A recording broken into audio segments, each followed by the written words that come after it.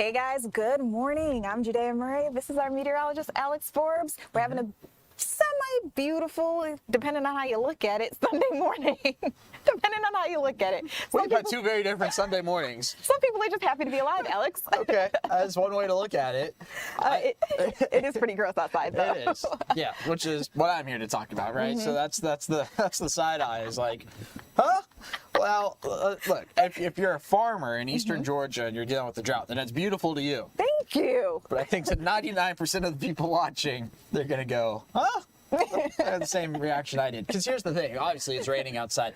But not only that, it's also cool. Temperatures are in the 40s right now, right? 45 in Canton, 49 in Atlanta, 47 over in Blairsville, 50 in Dalton. So we saw really our first wave of rain arrive 3 o'clock this morning, and that was a little more than scattered showers, which is why I'm referring to it as the first wave. So that means this is really the second wave. It also means we're looking at 3 waves instead of 2, right? So we're looking at this in the metro area right now.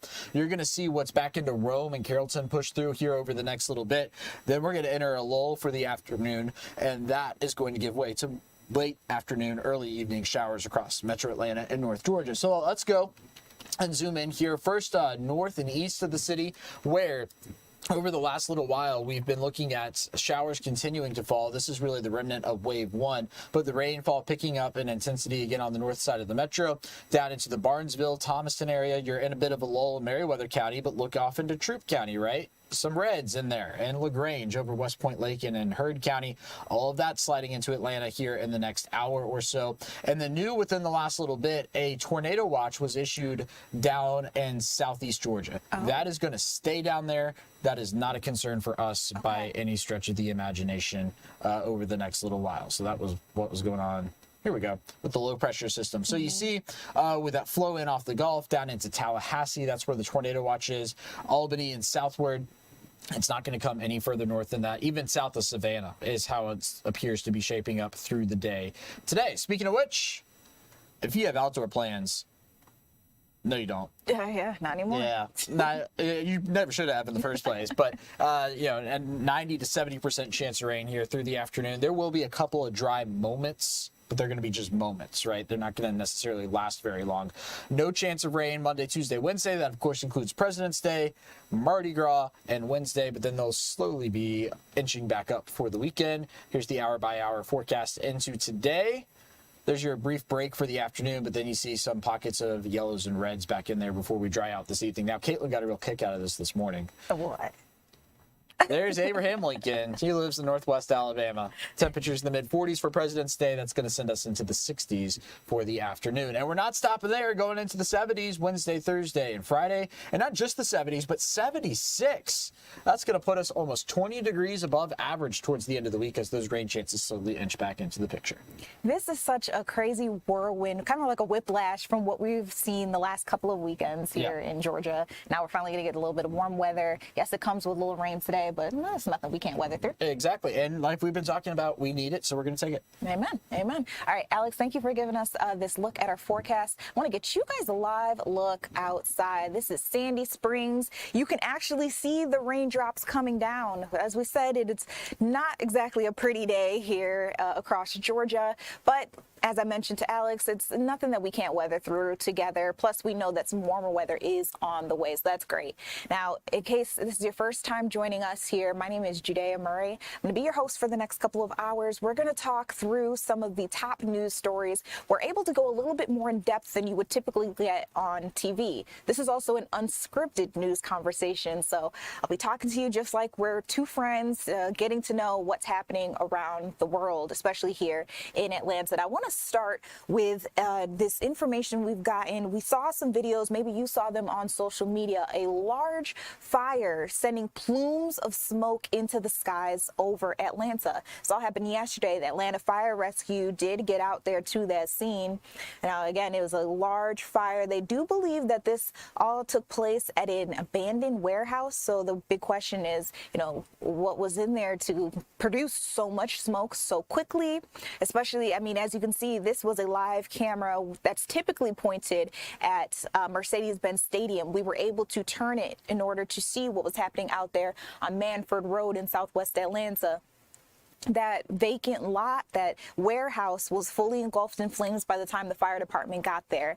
And because it was so big, crews say they had to operate in what they call defensive mode. And so that's when they're quickly trying to get everything under control as quickly as possible. They use multiple hose lines, a lot of water. Eventually they were able to contain that fire before it spread any further.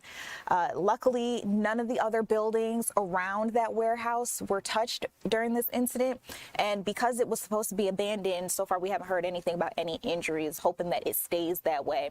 But that was the latest that we had there on that. I mean, the images from this, Nikki Holloway, thank you so much for sending your videos to us here at Fox 5 Atlanta. That's how we were able to get a better eye on the grounds of what was happening there. Just insane once you put those two images together to see what we were seeing. All right, so also, you guys, I want to talk to you about this deadly shooting. We're going to talk about two shootings with you in the next couple of minutes, but this one killed a man. We know one person was detained. So far, not very much information has been shared with us, but Atlanta Police Department says they got to a scene on MLK Drive where they found a man unconscious. That man was eventually confirmed to be dead. This all taking place outside of a former dentist's office. You see the name on the screen there was Dr. David Mays. This used to be a dentist's office, and so that's where they found that man outside of. Again, he was later pronounced dead. One person on the scene had been detained.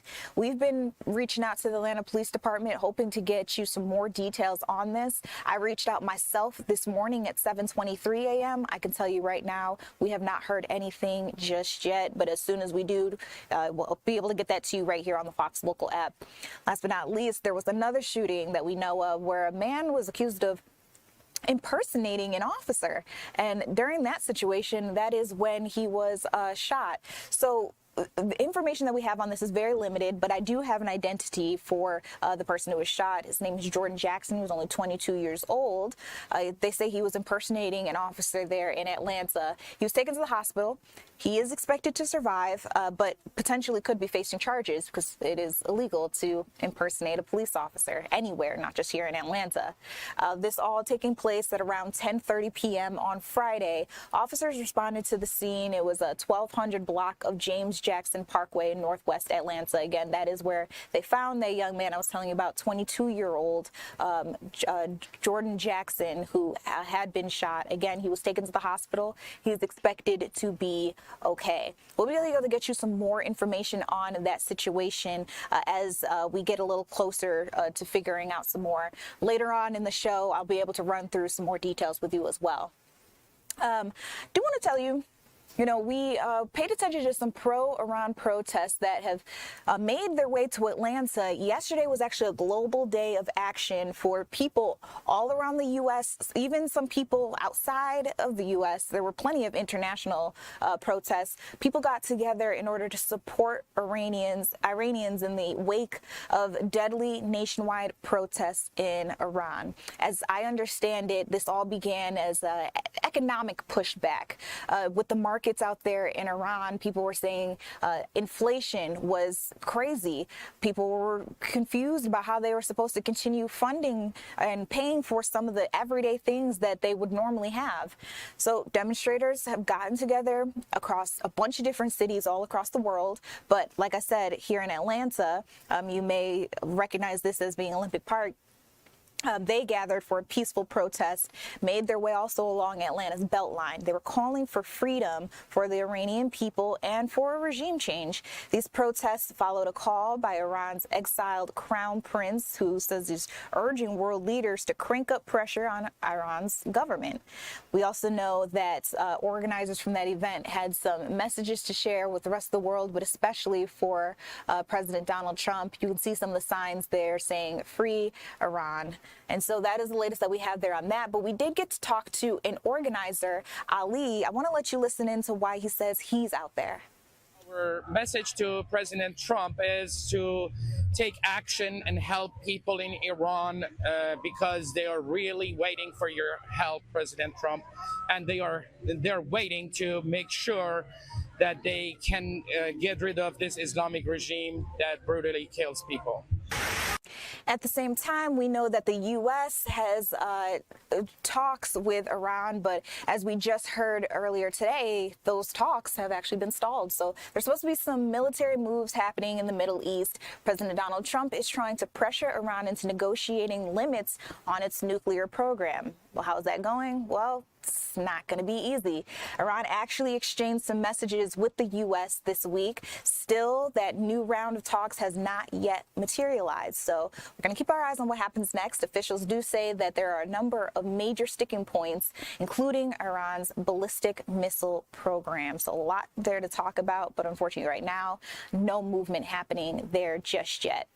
All right, and another big story everybody's eyes have been on for about 2 weeks now. We have been trying to figure out where in the world is Nancy Guthrie. She is the 84-year-old mother of Savannah Guthrie, the famed talk show host with the Today Show. Well, I want to get right out to one of our reporters. She'll be reporting live for us from Tucson, Arizona, where we know Nancy went missing. Let's get out to Caroline Elliott with Fox News. Caroline, I understand, things have been heating up, especially this past weekend. We heard that there may have been a major operation where some people have been detained, but then we heard some new news after that. I'll let you pick it up from there. What are we learning? Good morning. Yes, I hear you. Thank you. Yeah, Judea, we know there's been multiple searches here in the last 48 hours, so there's a lot to break down in this case, but we'll start with those searches on Friday night where we're told 4 people were detained and then 4 people were questioned and then later released. So we're going to start with one main search where the sheriff says, again, 3 people were detained. It's unclear what led to that search, but we know the SWAT team swarmed that home. Investigators got out, searched the home, questioned 3 people inside that house, but like we said, were later released. In a separate search, we know the FBI seized a Range Rover. We were told that that person was found in a traffic stop, and the sheriff had described him as a possible person of interest. After searching that car, we know investigators were taking photos inside that car, presumably also collecting evidence, but the sheriff says that person was cooperating with investigators during questioning and then later released. So again, we know that police right now, or the sheriff rather, is looking at thousands of tips that are coming in on that case, and because of that, the sheriff says we should expect activity here daily as investigators are following up on those leads. Of tips, that is wild to hear, and you would know best. You guys have been out there reporting on the grounds for us, and actually looking behind you, that is Nancy Guthrie's home, right? Yeah, Judea, this is Nancy Guthrie's home right here behind us, where we've been seeing a lot of activity in the last 15 days as investigators are trying to locate her. But to your point about the number of tips that are coming in, we know the FBI alone says they've received 13,000 tips in this case, and the sheriff says they've received 17,000 tips in this case. So again, those combined, you're talking about 30,000 tips they've received in this case, a lot of those coming in after the FBI pushed out that surveillance video from Nancy Guthrie's front porch behind us. All right, so now, Caroline, let me ask you this, because I've been trying to keep up with a lot of the headlines, of course, also looking at hyper-local news happening here in Atlanta, but the Nancy Guthrie search is definitely the top story everywhere. So I've seen some headlines that are suggesting that there's been a rift between the FBI and local authorities, but I heard that we heard from the sheriff that maybe that's not true. What are you hearing on the grounds? Yeah, so there's been a lot of reporting on that in the last week, some back and forth between the FBI and the sheriff here. We will tell you, earlier reporting indicated that the sheriff was blocking the FBI from accessing certain evidence, but we did get clarification on that a couple days ago. Fox rather, talked to the sheriff in this case, and he said, hey, the FBI and locals were trying willing to work well together on this case. He said they were working well together on this case. He said that the sheriff's department would not intentionally block the FBI from working together on this. They want to utilize those resources. We know the feds have put a lot of resources here on the ground, and so they want to take advantage of those resources. So again, behind the scenes, we're hearing about some drama between local investigators and the feds, but it seems like the sheriff now kind of walking back those claims. Well, that's good to hear. It's definitely going to have to be all hands on deck if we want to hopefully bring Nancy Guthrie home safely, or at least get some information out of this. Caroline, I understand your time with us is limited. You have to get back to gathering more news from the day. We'll be checking back in with you in about an hour just to see if anything has progressed. But I do thank you for your time right now here on Fox 5 News Live. You guys, let's continue the day. As I mentioned, yes, that is the biggest story that a lot of people are paying attention to, but of course we are also looking at our hyper-local headlines. Here's what's happening here in Georgia. Yesterday I told you about a protest where ICE facility is supposed to be coming to a certain part of Georgia. The residents there, some of them at least, are not happy about it. This is all over in the city of Oakwood, and 50 people gathered outside City Hall there in Oakwood to try to let their voices be heard. They want the people of Oakwood to know that they do not want to bring in an ICE detention center. We do know that the city plans to spend more than $150 million in order to retrofit an old warehouse, I think actually 2 old warehouses, into a new detention center that would house anywhere between 1,400 to 1,600 people. Again, some of the people on the grounds there are saying absolutely not. We've heard from quite a few of those protesters that their biggest issue is that this facility would be located near a school.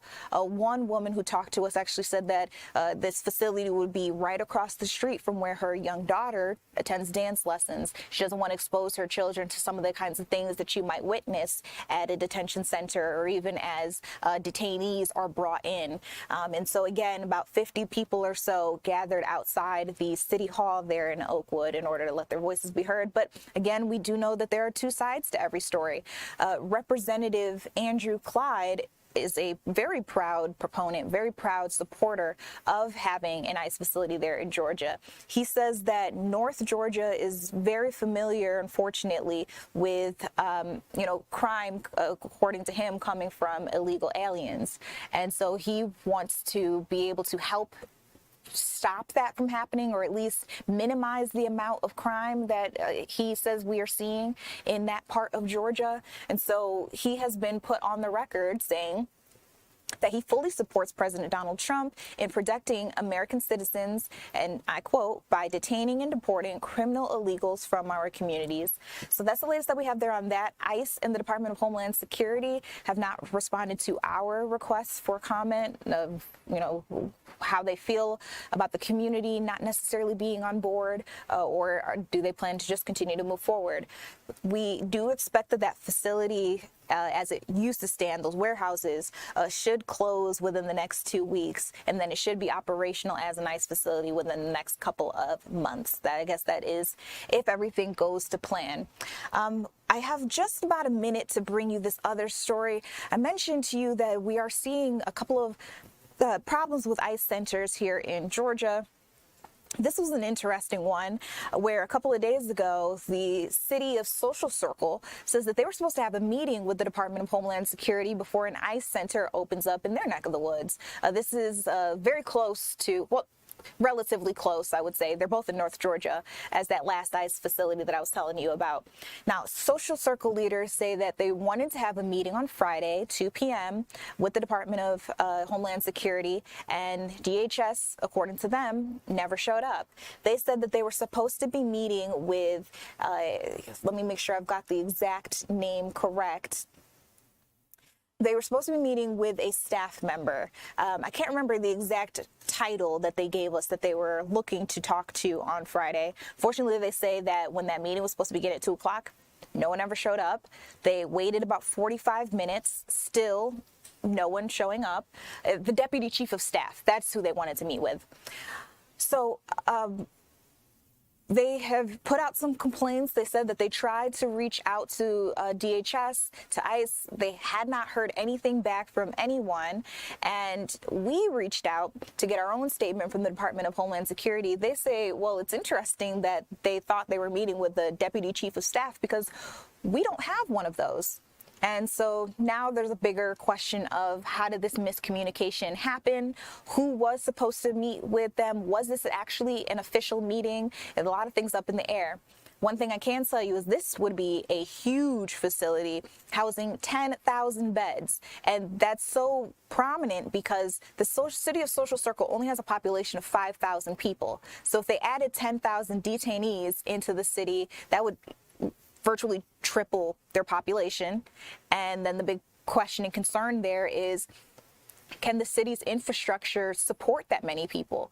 And Representative Mike Collins and Senator Raphael Warnock say no, they can't. They have some concerns of the sewage system and the water system, saying that they have no idea how that's supposed to support that many people. So again, this is a much bigger story here. We're still trying to figure out what exactly happened there and how that miscommunication took place. As I learn more, as we dig into this a little further, we will try to bring you all the latest. All right, still ahead, I want to talk to you about some of the biggest court cases that we have been covering, including the Tara Baker murder trial. We do expect that on Monday, we could start to hear the jury come back, maybe even with a verdict. They will begin the deliberations tomorrow. I'll have more information on what this case is all about and what you needed to be most up to date on when we come back.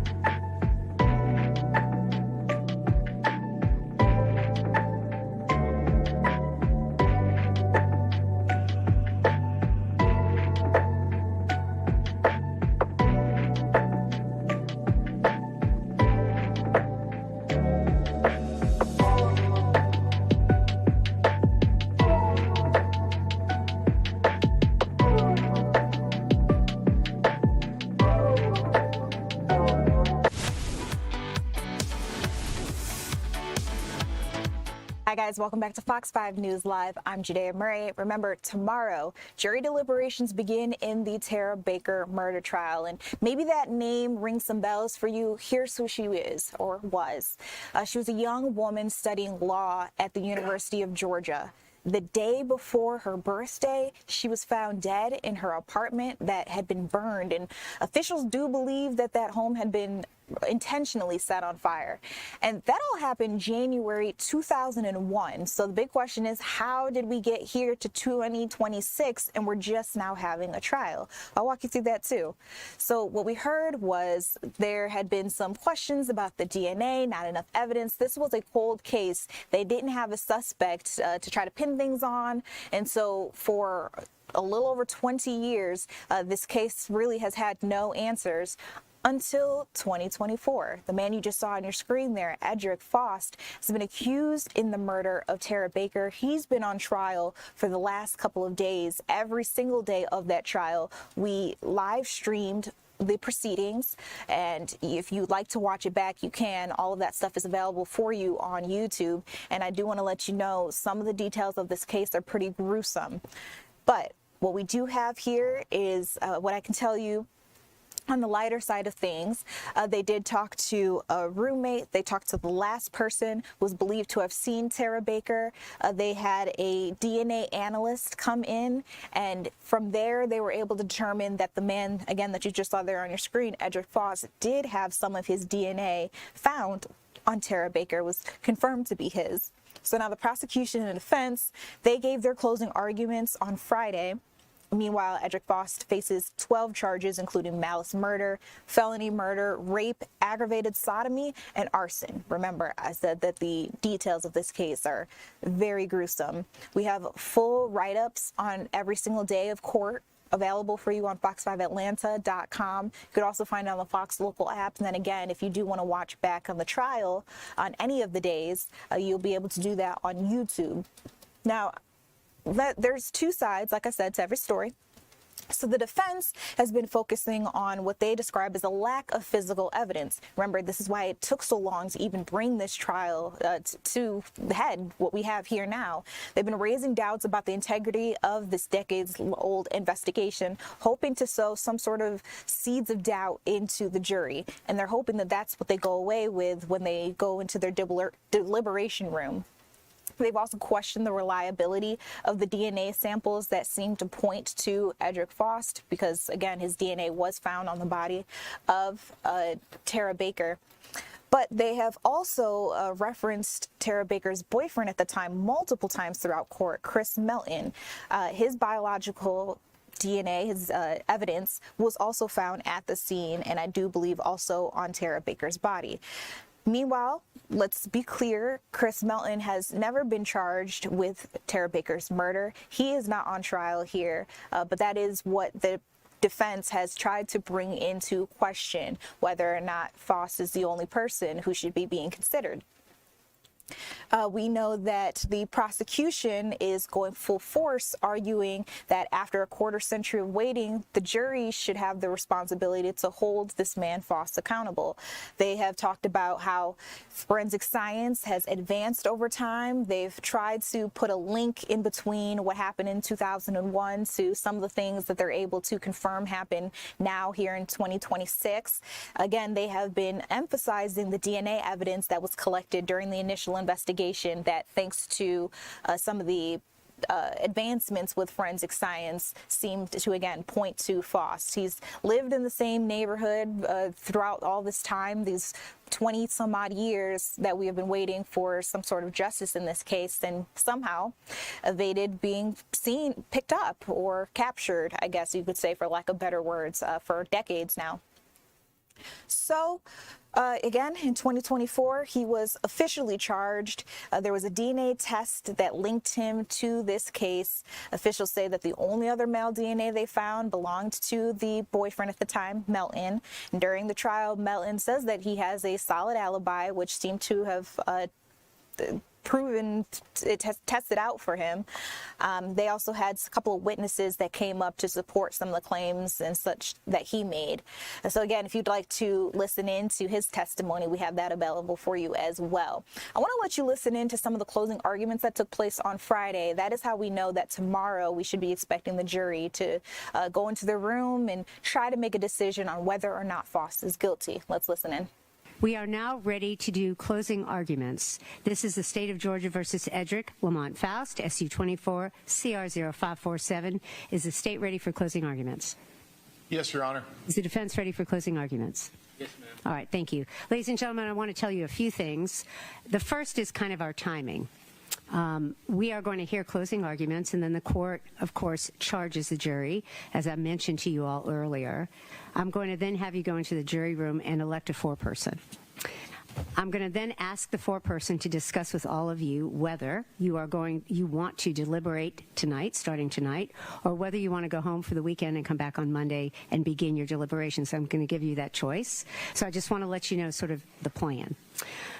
We are doing closing arguments now, ladies and gentlemen, and I want to also tell you, as I told you at the beginning of the trial, that any statements made by the attorneys are not to be considered as evidence. Mr. Yalamanchili. Thank you, Your Honor.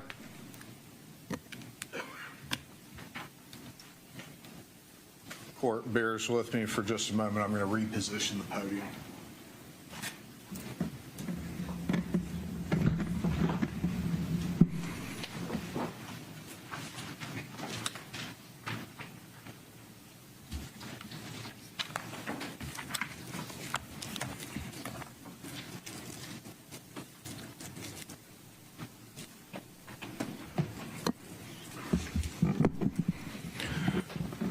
On January 19th of 2021, Tara Baker was taken out of this world.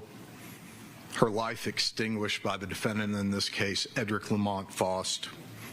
Mr. Faust entered Tara's home and caught her as she was going through her morning routine. He stabbed her, brutally bashed her head, and strangled her as he forcibly raped her, sodomized her orally, and sodomized her anally. When she was discovered by firefighters and police, her hair still smelled like shampoo.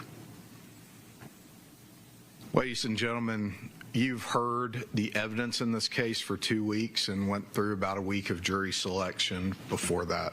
And we're here at the closing argument after a family has waited 25 years for justice for their daughter. And it's time for you to write the last chapter of this story. The state, in closing argument, is afforded the opportunity to go both first and last in the summation. The reason for that is that we bear the burden of proof in this case. And that burden is guilt beyond a reasonable doubt. It's a burden that I accept readily. The burden never shifts, and the defendant is not required to present any evidence ever. And it's a burden that I accept readily on behalf of the state of Georgia because it is a burden that we meet by bringing you the truth, the facts, and the evidence in the case. Not conjecture, not unsupported speculation, not statements about the evidence that end up being false after you actually hear it, but the truth and the facts of this particular case. I want to thank you all. In regards to the state's comments regarding what we say, I agree. Okay, so if you heard things in opening that didn't come out during the trial, I agree. You cannot consider that. One thing you will learn is, or as Mr. Yalamanchili said, the state has the burden. So typically we decide what we're going to present based on what we feel is the strength of the state's case. The case presented to you these last 3 weeks, including jury selection, is what can only be described as a story of negligence, a carelessness for the life and the death of Ms. Baker that extends far past indifference. As you've heard through this trial, we have brought you more facts about Ms. Baker than the state. We've brought you information regarding how Ms. Baker was, that she believed in justice, that she believed in fairness, and that she believed in listening to everything before making a decision. She's similar to a jury. The state is bringing Mr. Faust before you today to accuse him of crimes that he did not commit. And of course, you don't just take my words for it, you look at the evidence. The state presented no evidence that Mr. Faust if it's his DNA. You have to decide if it's his DNA, and we'll get into that. But the state presented no evidence that Mr. Foss's DNA means murder. The state presented no evidence that Mr. Foss's DNA means rape. The state presented no evidence that Mr. Foss's DNA means burglary. The state presented no evidence that Mr. Foss' DNA means arson or any of the other charges that they charged him with in this indictment. Mr. Foss and everyone involved in this case would like to thank you for your time, your dedication, and your willingness to put 100% of your attention into this case. And put aside your very, we understand how important it is, but your very important personal and business matters. But most of all, I want to thank you all for your courage. Because courage is what this moment demands. Not just to listen, but to stare directly at injustice and say, not here, not now, not on our watch. And that's what you're being asked to do. Stare down injustice.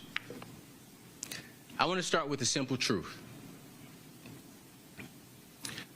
You folks, not us, not anybody in this courtroom, you folks are the last line of defense between an innocent man and a system that has tried to break him.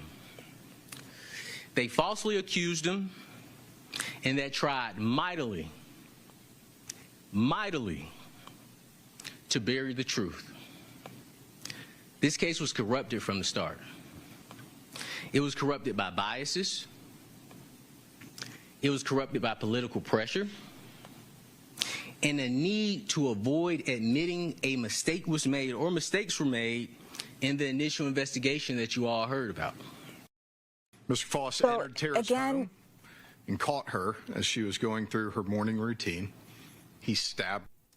So again, you were just listening in there to the closing arguments from both the state, the defense, as we tried to figure out what happened to Tara Baker way back in 2001. If you just joined us here now, she was a UGA law student. The day before her birthday, she was found dead in her apartment that police say had been intentionally set on fire. You're taking a look at her there. And they have accused Edric Foss all the way in 2024 of being the perpetrator behind her death and that fire. He's been on trial for the last 10 days. If you'd like to rewatch any of those days of trial, we were streaming them live on YouTube and you'll be able to replay them. Now, we do know the jury is ready for deliberations that are supposed to begin on Monday. That means that we could get a verdict maybe on Monday as well, maybe in a couple of days. And if found guilty, we could also hear sentencing pretty soon. So that's really big. These are cases that we have been following for the last week or some change, now coming to a head. All right, still ahead for us, you guys. We've been talking about some of our local stories. I want to get in some of the national news, where we'll talk about ICE in Minneapolis. We'll talk about Homeland Security potentially being shut down in terms of funding and what that means for you, especially if you've got a trip coming up. And we'll even talk about a couple of recalls before we get into Brave Spring Training, which is pretty cool. So somebody did ask, when are we going to get into some of the good news? It's still ahead. We'll be right back.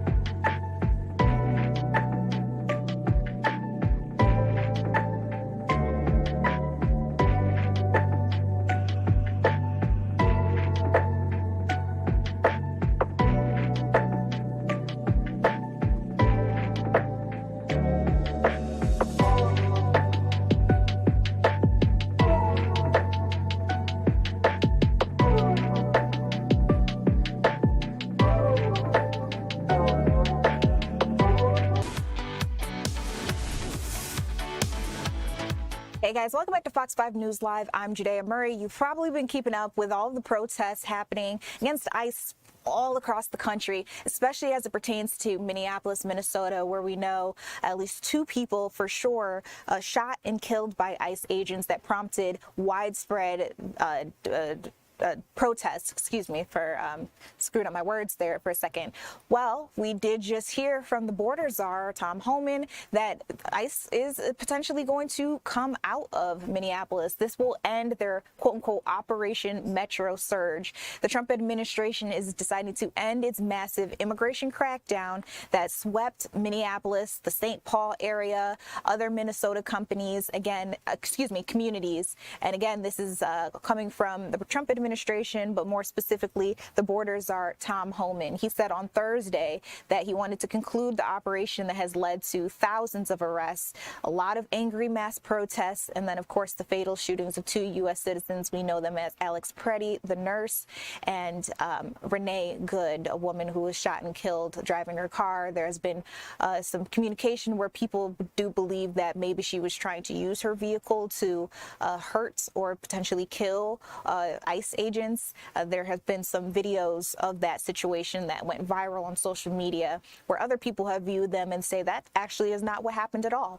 So now this crackdown, which the Department of Homeland Security has called its quote-unquote largest immigration enforcement operation ever, became probably the most prominent flashpoint in the debate over President Donald Trump's mass deportation efforts. A lot of eyes have been on this. We have seen protests not just there in Minneapolis, but all across the country, even here in Atlanta.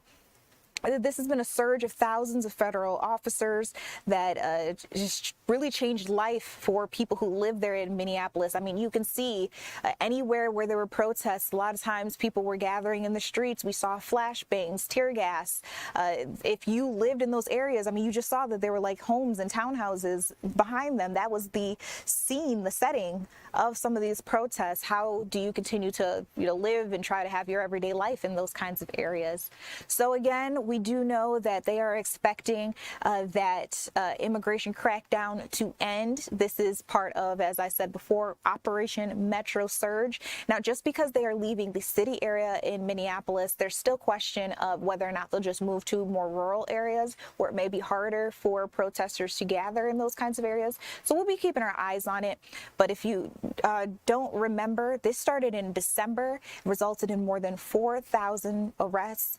Homan does say that he thinks that this was all a success, and it's now just time to wrap up that situation with a blow. All right. And well, let's come closer to home. I want to get you a live look at Hartsfield-Jackson, the world's busiest airport, where we do know TSA agents here and across the country are working right now without pay. This is all in conjunction with the partial government shutdown that we're experiencing right now, where Homeland Security has been shut down in terms of their funding. So Homeland Security does fund TSA. So if you have a trip coming up, you could potentially see more delays as you're trying to get out there across the airport.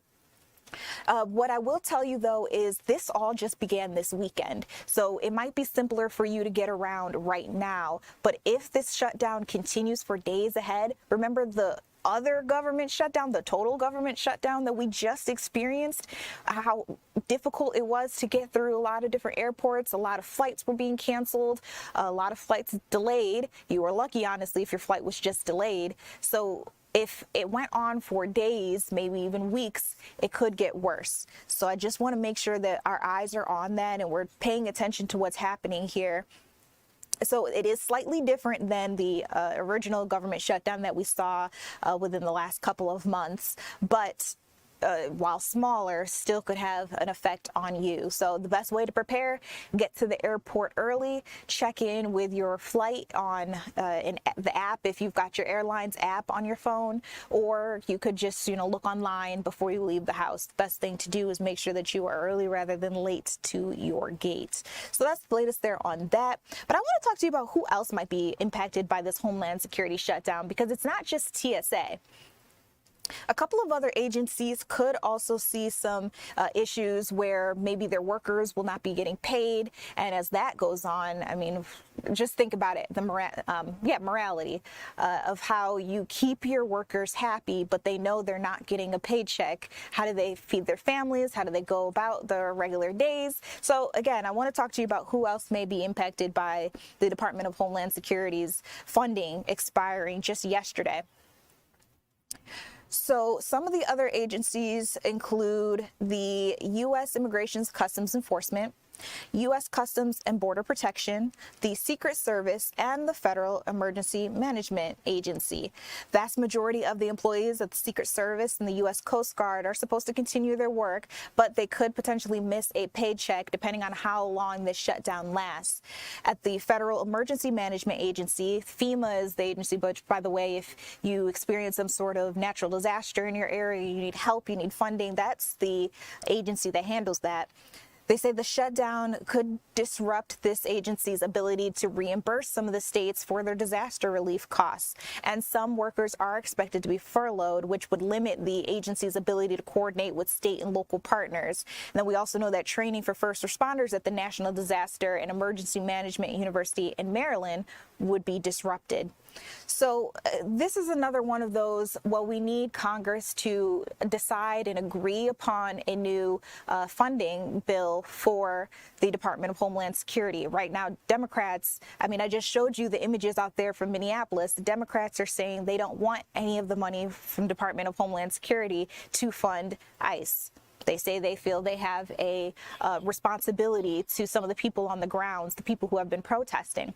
Republicans say, well, while we are not funding them for that reason, there are a lot of other people who don't necessarily, kind of like getting caught in the line of fire and as a casualty. There are a lot of casualties in this. So we're hoping to see in the next couple of days, maybe they can come to a general consensus. If not, we'll keep our eyes on it and we'll let you know the latest. But wanted to let you know about TSA and a couple of other agencies that could be impacted missing their pay during this Homeland Security shutdown. All right, still ahead. Everybody was asking, where's the good news? Well, we know that the Braves are in Florida right now, North Point, Florida, getting ready for their season ahead. I want to bring you a live look from North Point with our Victor Prieto, who's from the Fox 5 Sports team. He can talk to you a little bit more about how the Braves are getting ready for the season ahead. We'll have that when we come back.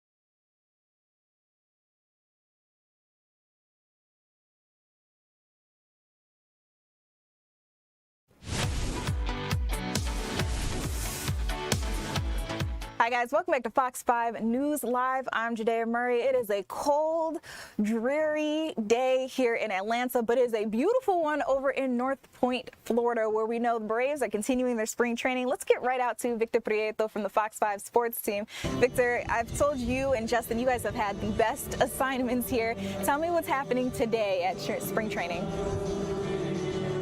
Oh, it's so cold and dreary here. Oh my God, it's freezing. No, I'm very, I'm very sorry. It is the sun is shining here at Cool Today Park for the first official start of training camp for all players. So pitchers reported earlier this week on Monday. Today, all hitters, even though most of them really have been here for most of the week because hitters really report whenever they want. But the official report day was yesterday, and today they had a big team meeting that they're actually having right now. So we're here on the field where probably in the next 10 to 15 minutes players will start coming out here and doing drills and everything like that, getting spring training going, and baseball season is here.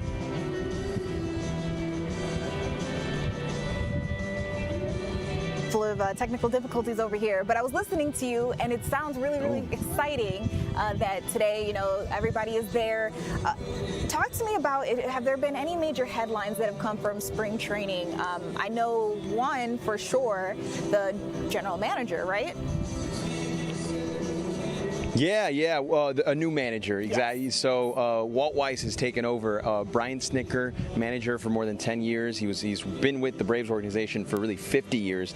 Retired, and a new manager. He was last year's bench coach. Has been with the organization for years. He's taking over as the new manager. Another big storyline too is a new challenge system is being incorporated here to baseball and MLB across. So they've been starting it in phases. So it's been in the minor league, but essentially hitters, pitchers, and catchers will get two challenges per team per game. So if a player doesn't feel like it was a strike or a ball, you'll see them tap on their head like that, and that means they'll challenge it. And I don't know if you're a big tennis fan, but it's very similar to tennis, where they'll have the automatic umpire system, and they'll play on the big screen, and they'll see if the strike zone, if it's a ball or strike. If you're right, you keep your challenge and the call changes. If you're wrong, you lose one of the challenges. So talking with players this week in the clubhouse about that new rule, it's been really interesting. Chris Sale told us that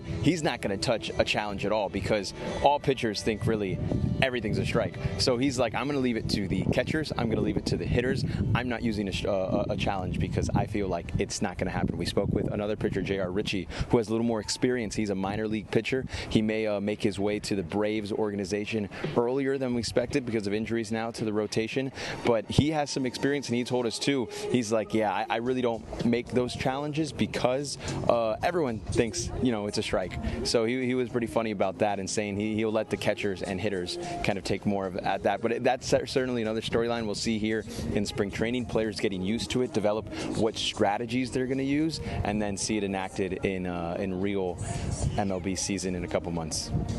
All right, so Victor, let me ask you this, because I've been very honest about this. I'm very new to sports, especially baseball. How long does spring training typically last? Is it like a weeks-long thing? How long are we talking here? Yeah, so they'll be down here for the next 6 weeks. It officially started this week. They're kind of ramping up, doing drills, kind of getting everything ready. Walt Weiss basically said it's a ramp-up period, right, for players. Baseball season is a grind, 162 games. It's 6 months long. So this period is for players to get their bodies right, get everything going, even their mentals right. And pitchers will really utilize all 6 of these weeks for a while. So all baseball teams are either here in Arizona or in Florida, and a lot of them are down here getting ready for spring training. I would say there's about 5 or 6 MLB teams within an hour driving distance, maybe more.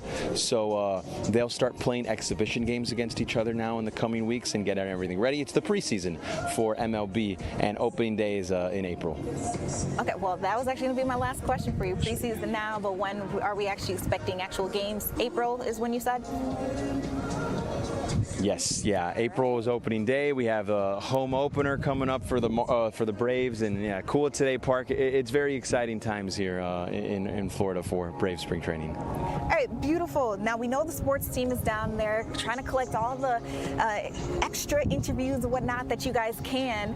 Can you tell us where we can find more information or some of the other content coming from you guys specifically?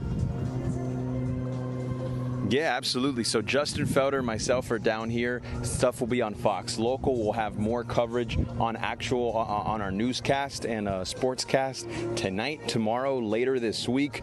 On our socials too, we have Justin Felder and myself, Victor Prieto, and yeah, I mean, we will have a lot of more coverage from down here in Florida.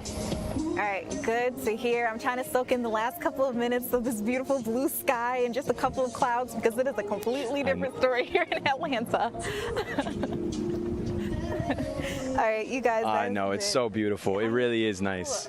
Yeah, you guys, we are a little jealous, but we'll let you enjoy it. All right, you guys, that was Victor reporting for us all the way out in Northport, Florida. All right, still ahead. I want to talk to you. Let me take a look at our time. Okay, we do need to take a step back. Eventually, I'd love to talk to you a little bit more about the sports happening around town. You guys have been keeping your eyes, I hope, on the Winter Olympic Games, but I do want to let you know there is just one Georgian who is competing. I'll tell you all about her when you can watch her later on in the show. Still ahead, I want to talk to you about some of our latest news, things that are happening right here in Georgia, especially in the Atlanta area. We'll chit-chat about it and make sure that you are up to date on everything that you need to know before you go out for your day.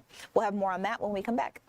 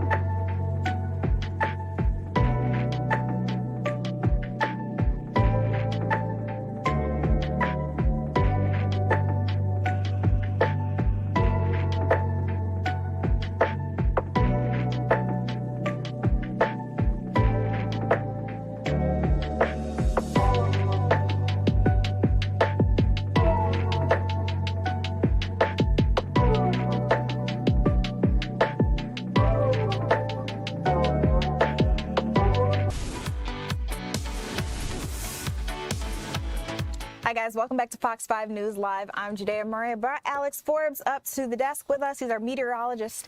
Alex, I heard there may be some changes, but I also know I'm going to just let you take over while I get some breaking news into the newsroom for us. Well, let's do it. Let me show you a live look at Midtown. You were looking at it a second ago. The rain is coming down. You see the connector there at the bottom of your screen. Excuse me. It doesn't seem like the cars are impacted by it at the moment, but this is probably some of the heaviest rain we've seen in Atlanta so far this morning. Here's where things stand on the radar, the satellite. The temperatures 51 in Atlanta now, 50 in Griffin, 54 in Thomaston. So the heavier rain in Atlanta is what we were tracking through western Alabama and eventually eastern Alabama. Now that's pushing through. So that means we are going to enter a drying trend for maybe an hour or two for, say, 10:30 to 12:30 before we get some more scattered showers in here. Let's peel back the cloud cover and the temperatures and take a closer look at the radar. First, up across northern Georgia, we've seen some moderate rainfall in parts of Gilmer County, Pickens, Cherokee, exiting Bartow now. All of that's sliding towards Fannin, Dawson, Lumpkin, and Union counties here in the next little bit. Over in eastern Georgia, the steady rain coming to an end in places like Madison and in Monticello, but that line that's in Atlanta right now is still going to move through those locations. And in the Atlanta area, right, this extends from Thomaston up through Pike County, Lamar County. Notice you're getting some of the oranges and reds, right, coming down at a good clip. No lightning in any of this just yet, but that will be possible through the afternoon. There is the airport coming down at a pretty good clip there. In fact, let's pull an audible real quick. Chris, I tell you what, can we pull in RIM 4? That is the airport. There you go. You can barely see the ATC tower there at Atlanta Hartsfield-Jackson. So that's where things stand at the moment. All right, the big picture here, we've got this area of low pressure that is out over northwestern Alabama now. That's what's shoving that line of rain through the Atlanta area. But on the back side of it, notice you're still getting some shower activity over into Arkansas and Mississippi. That's what's on the docket for later this afternoon. Now, look down to the south. You do have a tornado watch in parts of southwestern Georgia. This is south of Cordele, so this is far southwestern Georgia. It does include Albany, Valdosta, and down into Tallahassee, Panama City, but stops short of I-75 there in Florida. So well down to the south is what I'm trying to say there. So we're not concerned about any severe weather here. But I wouldn't rule out a couple rumbles of thunder, showers and thunderstorms possible for the afternoon, 59 by 4 p.m. And that's going to really do it for us. I'm not really expecting to see 60s here in Atlanta today, but 100% chance of rain. No doubt about that. Completely dry for President's Day. Completely dry for Mardi Gras. Completely dry for Wednesday. All right. And then the rain chances are back in the picture. 20 to 30% Thursday and Friday. That's up to 40% by the time we get to Saturday. So here's how the rest of the day shapes up. That's about where we are now. 10 a.m. Get that line passing through. And then we're left with scattered showers into the afternoon. There will be a handful of people, Judea, who go the rest of the day without seeing any rain. Only a handful, though. It's still going to be gloomy. It's not going to be nice. 67 tomorrow, 68 for Tuesday. Those are going to be nice days. 70s, 71 Wednesday, 76 Thursday, 76 Friday. Minor rain chances there Thursday and Friday. But there is old George Washington hanging out for Monday. Just 67 and partly cloudy. I know the kiddos out there are excited. A lot of them are not going to be going to school tomorrow. Yeah, and a number of them are off all week. I was surprised to hear DeKalb County's off all week. Oh, yeah? Yeah. So I grew up in Forsyth County, right? So I'm from here. We always had Monday, Tuesday off. And that was always President's Day weekend. Mardi Gras just happens to be that Mardi Gras is this Tuesday.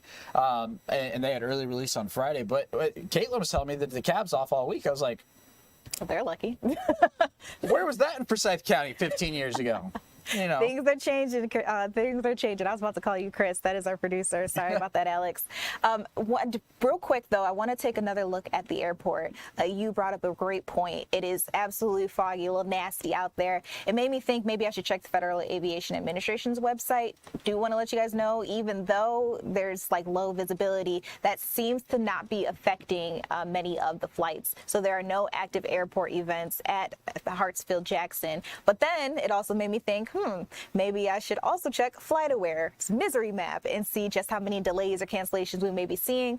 63 delays out of the Hartsfield-Jackson International Airport, and then 24 cancellations. That doesn't necessarily mean they're there for the weather, right. But yes, we are seeing some delays and just a couple of cancellations.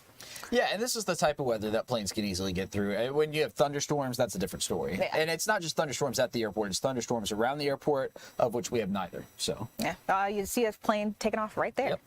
All right, you guys, still ahead. I want to talk to you through some news of the day. Remember I said I was trying to get in that breaking news? Well, I've got some videos to show you guys because we heard that outside of a dry cleaners right here in Atlanta, a car recently crashed through. So you're seeing workers out there trying to clean that area up. This video was sent into our newsroom less than an hour ago from a photographer who rushed out there to the scene. Very little information that we have about it right now, but I do know that we are looking at Fashion Aid Cleaners that's located on 1433 Piedmont Avenue in Atlanta.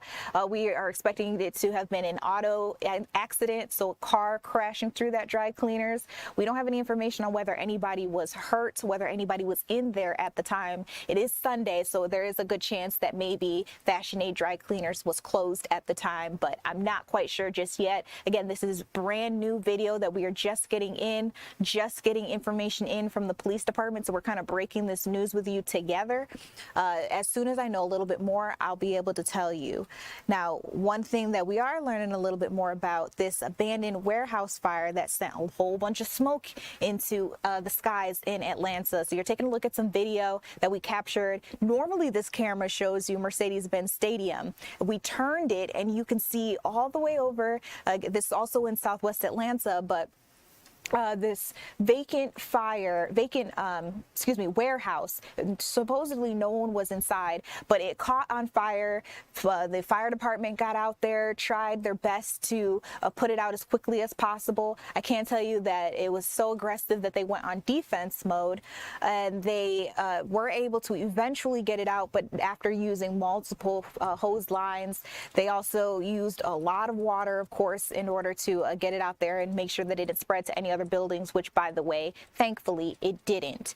Now, firefighters are still trying to determine how this happened, because again, it was supposed to be an empty warehouse. But this viewer, Nikki Holloway, sent us video from the interstate where you can see just how thick, how black, how much smoke was filling the air.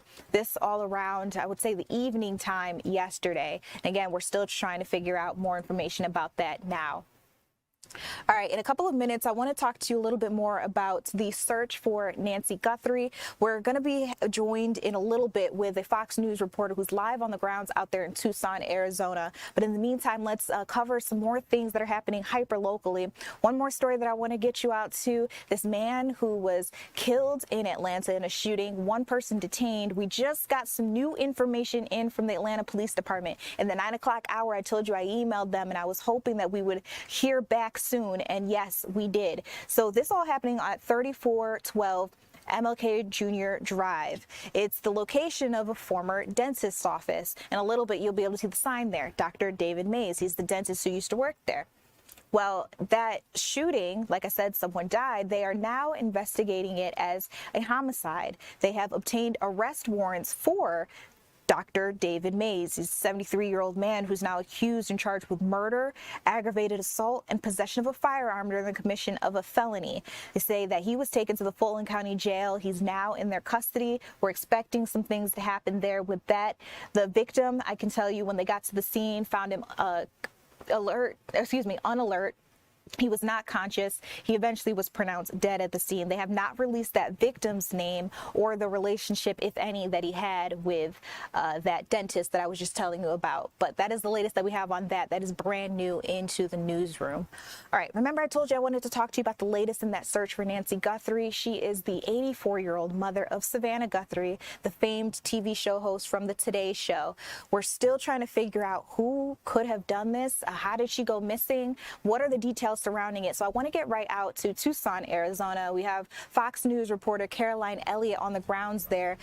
Caroline, we know the search is now in its third week, which, I mean, just thinking about it is, how do we not have much more information than we do?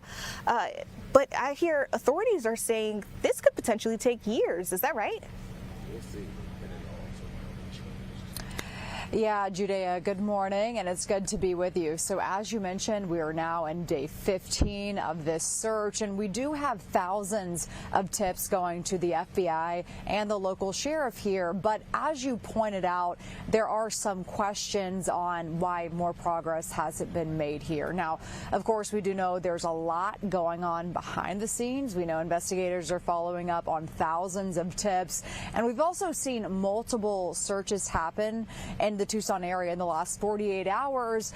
But to your point, yes, still a lot of questions on exactly what's going on behind the scenes. We will tell you, we just want to be cautionary, though, in saying progress is not happening, because we know in these cases it's pretty typical that law enforcement can't release a lot of information they have to the public. So for the family's sake, we hope that's happening, but we're just not sure right now. Judea. Okay, Caroline, that's very fair. And I want to give you the opportunity too, because as I keep saying, you are live there on the ground, so you may have some insight that we here in Atlanta don't have just yet. We do know that, as you mentioned, things appear to be heating up. We were just playing some video from a big operation they thought at the time from, what was it, yesterday or the night before yesterday, excuse me. So with a lot of that activity, can you talk to us through what happened there and, you know, whether anybody, they're pointing fingers at anybody, or do we know any more information? Yeah, so again, we know there's been several searches here in the Tucson area in the last 48 hours, but we're going to talk about two major operations that happened on Friday night. So again, this was really heating up Friday night. We're told that at least four people were detained. Those people were questioned, but then later released. So in one search, we know that the SWAT team swarmed a home here right by Nancy Guthrie's home, maybe 2 miles away, and 3 people in that search were detained.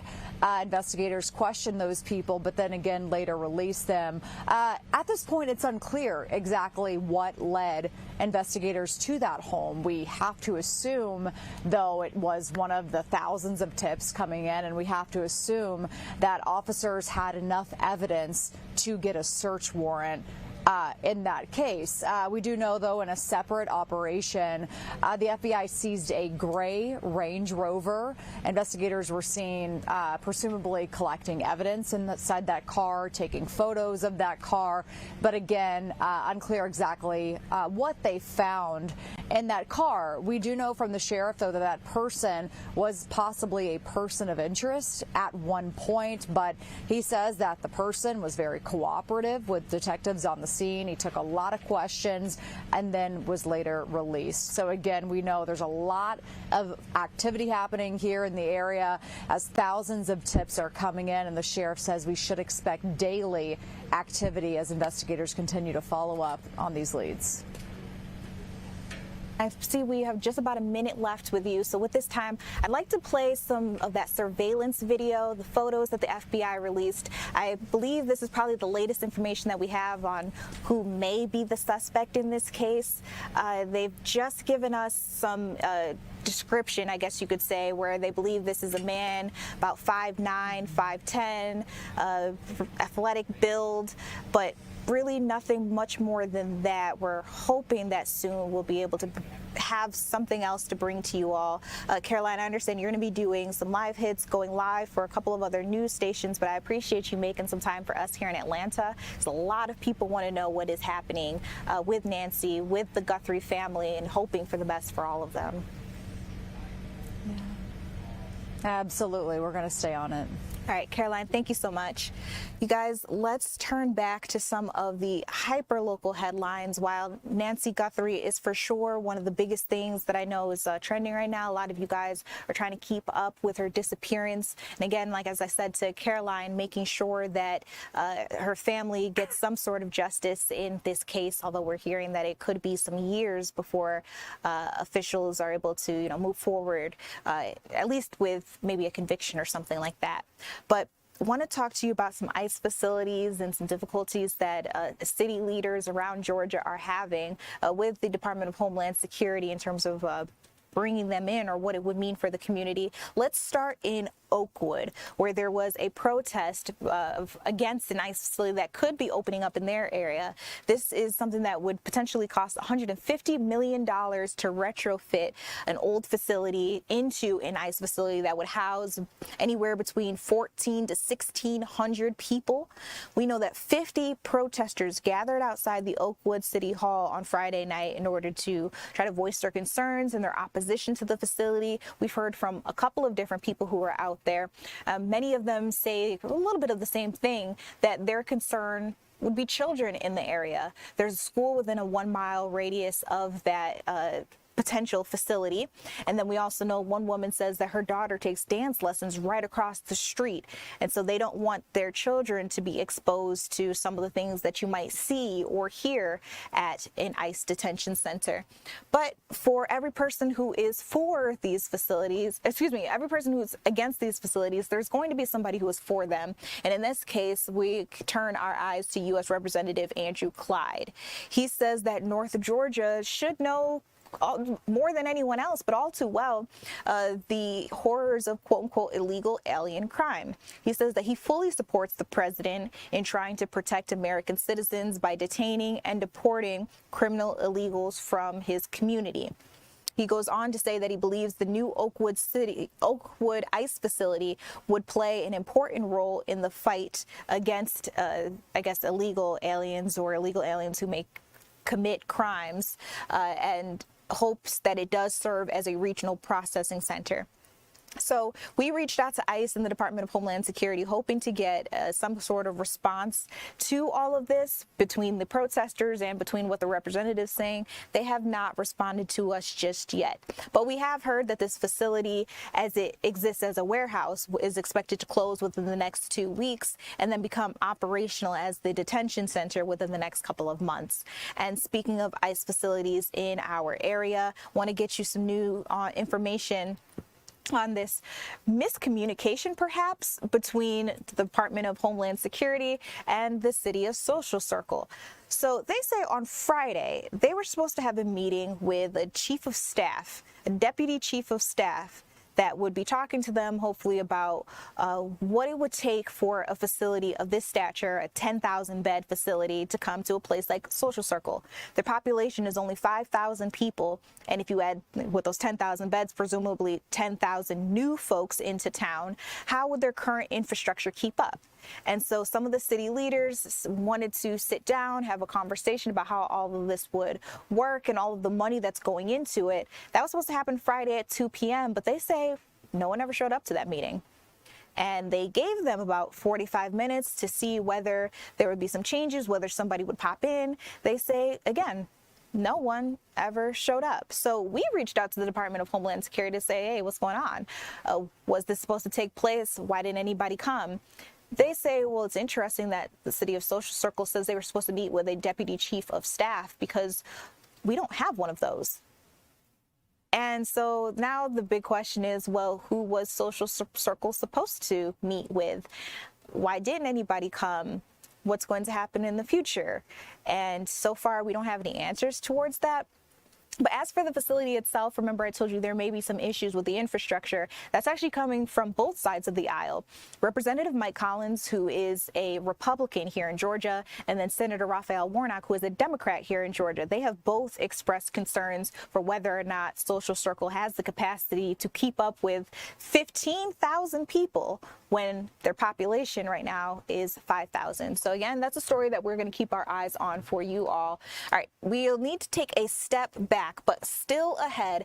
Want to get you out to some hyper-local news. Again, you guys keep asking me about what's the good news, what's good happening in our area. We're going to get out to one of our reporters who's at a Ramadan food distribution. So, you know, Ramadan is a time of year where a lot of people decide to fast. They'll do a lot of praying. And during that time, it's a little nice, I guess you could say, just to know that somebody else is looking out for you.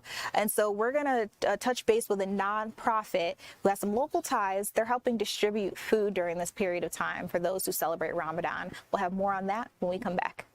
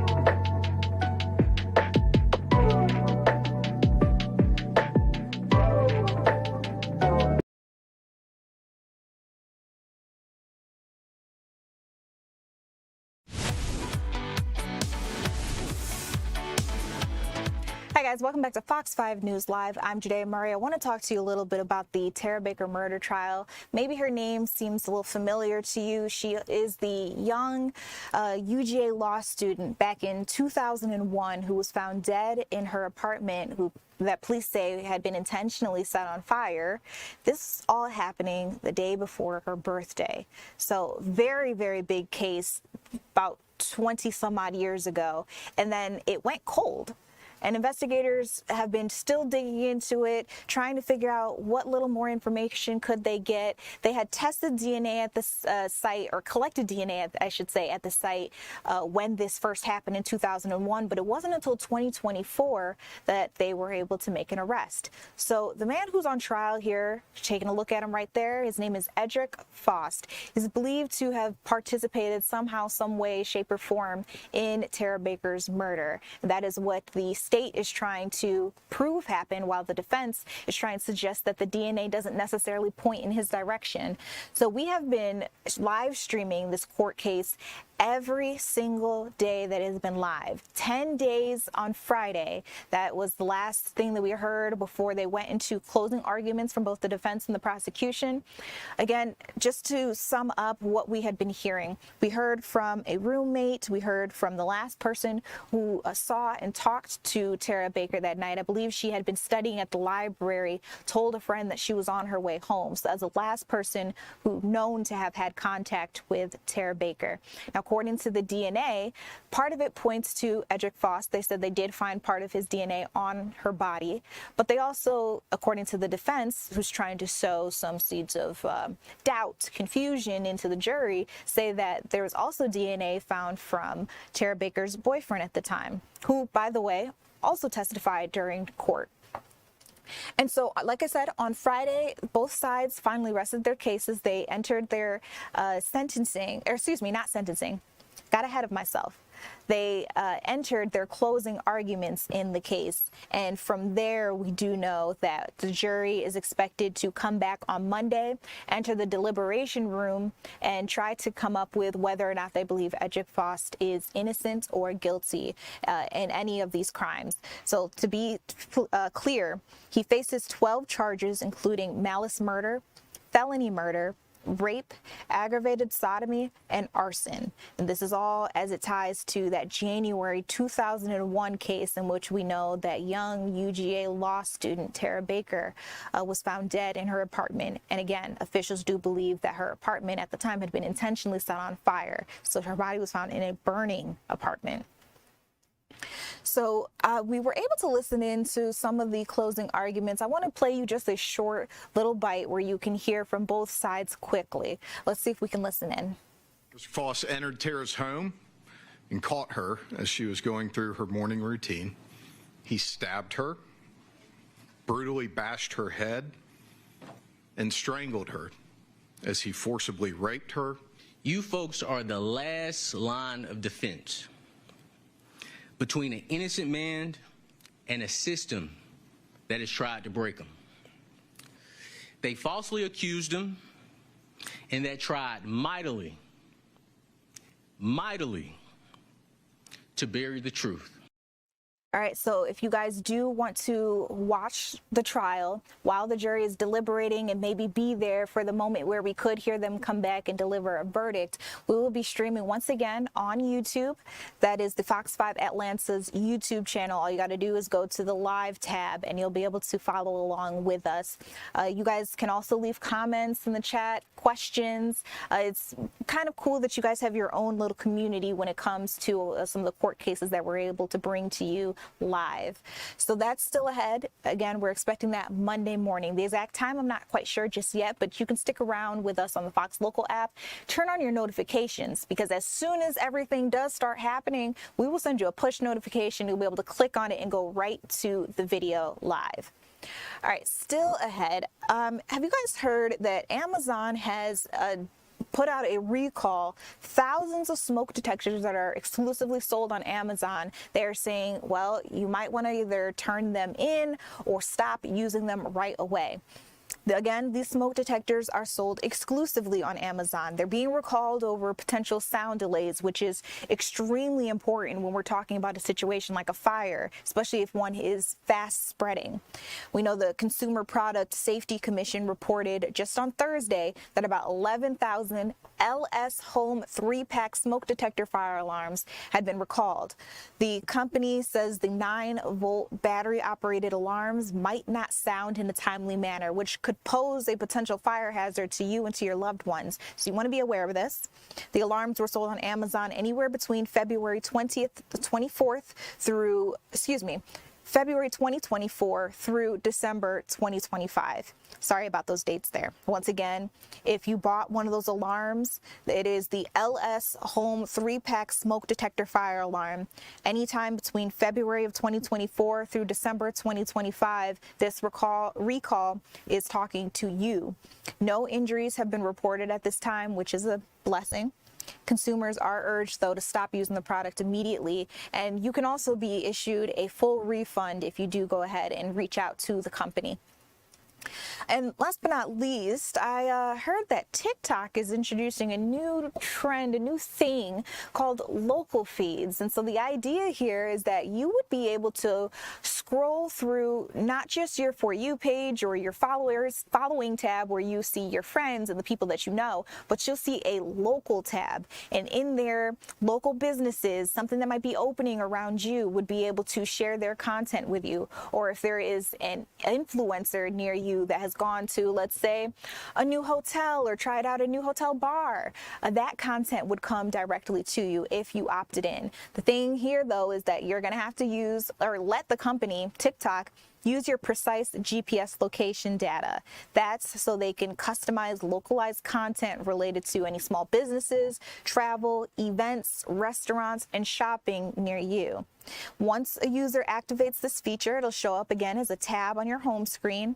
TikTok does say that if you make sure that feature is turned off, they will not be able to collect your GPS location. Other thing to note is TikTok says that local feeds will not be available to minors.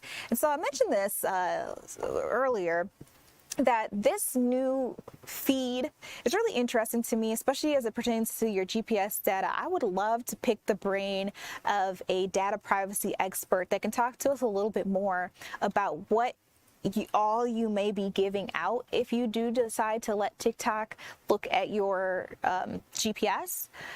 I mean, it may not be that big of a deal, or it may be. And so, again, I just like to talk to somebody who's an expert in this field that can talk to you a little bit more about should you use this, should you not, and give you an actual reason as to why. So maybe that'll be an interview that I try to set up for y'all in the future. But still ahead, I've got an interesting interview coming up for you all. Have you ever complained on the job? And be honest, maybe you've got a coworker that you like chit-chatting with, and maybe the day just isn't going your way, and so you say a one-off thing to them. Well, I'm going to be talking to an expert pretty soon who's really good at talking about mental health in the workplace. She'll be able to explain to us whether or not complaining at the job could actually be good for you. We'll be chatting with Melissa Doman when we come back.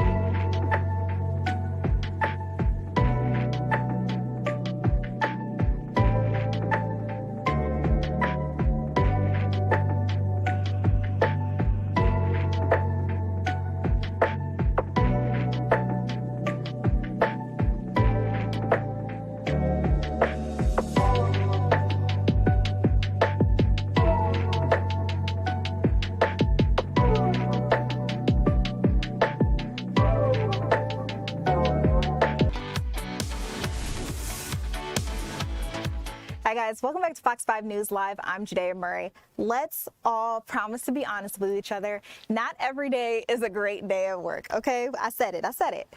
So when it comes to venting though, sometimes people say venting is really healthy for them. They're able to get out their frustrations without offending someone else. But is there a fine line between venting and just straight up complaining at work? Let's talk to an expert in mental health in the workplace. We're going to hear from Melissa Doman. She's also an author. She's got a couple of books out right now. Melissa, I guess let's start with the obvious question here. Venting. Venting can be healthy, I suppose, but what is the fine line between venting and, I guess, a just straight up complaint? Interesting question. It's not something that we think about very often, is it? And I think that the difference between venting and complaining is when we state our intention of why we are saying these things. It's not a behavior that we are taught to do very often, that when we want to complain, we're not encouraged to slow down and say, I need to say X because of Y. So venting is, I really just need to get this out because I feel like I'm going to jump out of my skin, versus I just don't like blah, blah, blah, blah, blah, blah, blah, and just keep going at infinitum with no form of context. And the latter can be very contagious in the workplace, which is not exactly good for morale. For morale, but I also understand maybe not necessarily good for your personal brand, especially as it comes to your professionality. So the next question I want to ask you, I want to take my time with it here. When you are talking, whether it's to a colleague or maybe somebody just overhears you on the phone talking to a family member, whatever it may be, what I guess would be the amount of complaining that could damage your professional brand, if that makes sense? That's a really good question because it is a very fine line. Now, there needs to be a balance between talking about things that are positive versus talking about things that are negative. Now, I know our brains are wired for negativity, and the reasons we do that is that when we think negatively, it's to avoid future consequences. It's actually a self-protective behavior. So if you're thinking about your professional brand in the workplace and people know you to be negative more than positive, it will be really, really bad for your professional brand because people will assume that talking with you may make them not feel very good, may make some sort of obstacles for projects or things like that, or they may just not enjoy being around you, whether it's in person or virtually.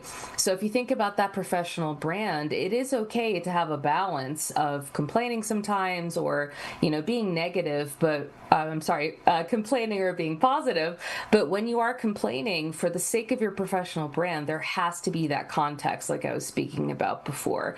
Because if people know you to be negative without connection to a purpose or reason or an outcome, then it's a great way to not only be known as negative, but it can also impact your promotability.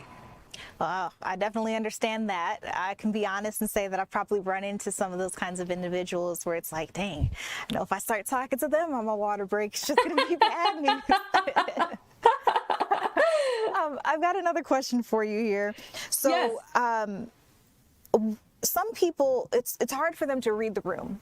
I'll put it like that. Yes. So how can you pick up on what are some red flags that should let you know, be a key indicator that, hey, maybe people are seeing me as being a complainer. They don't just necessarily see me as just expressing what's hurting me or frustrating me right now?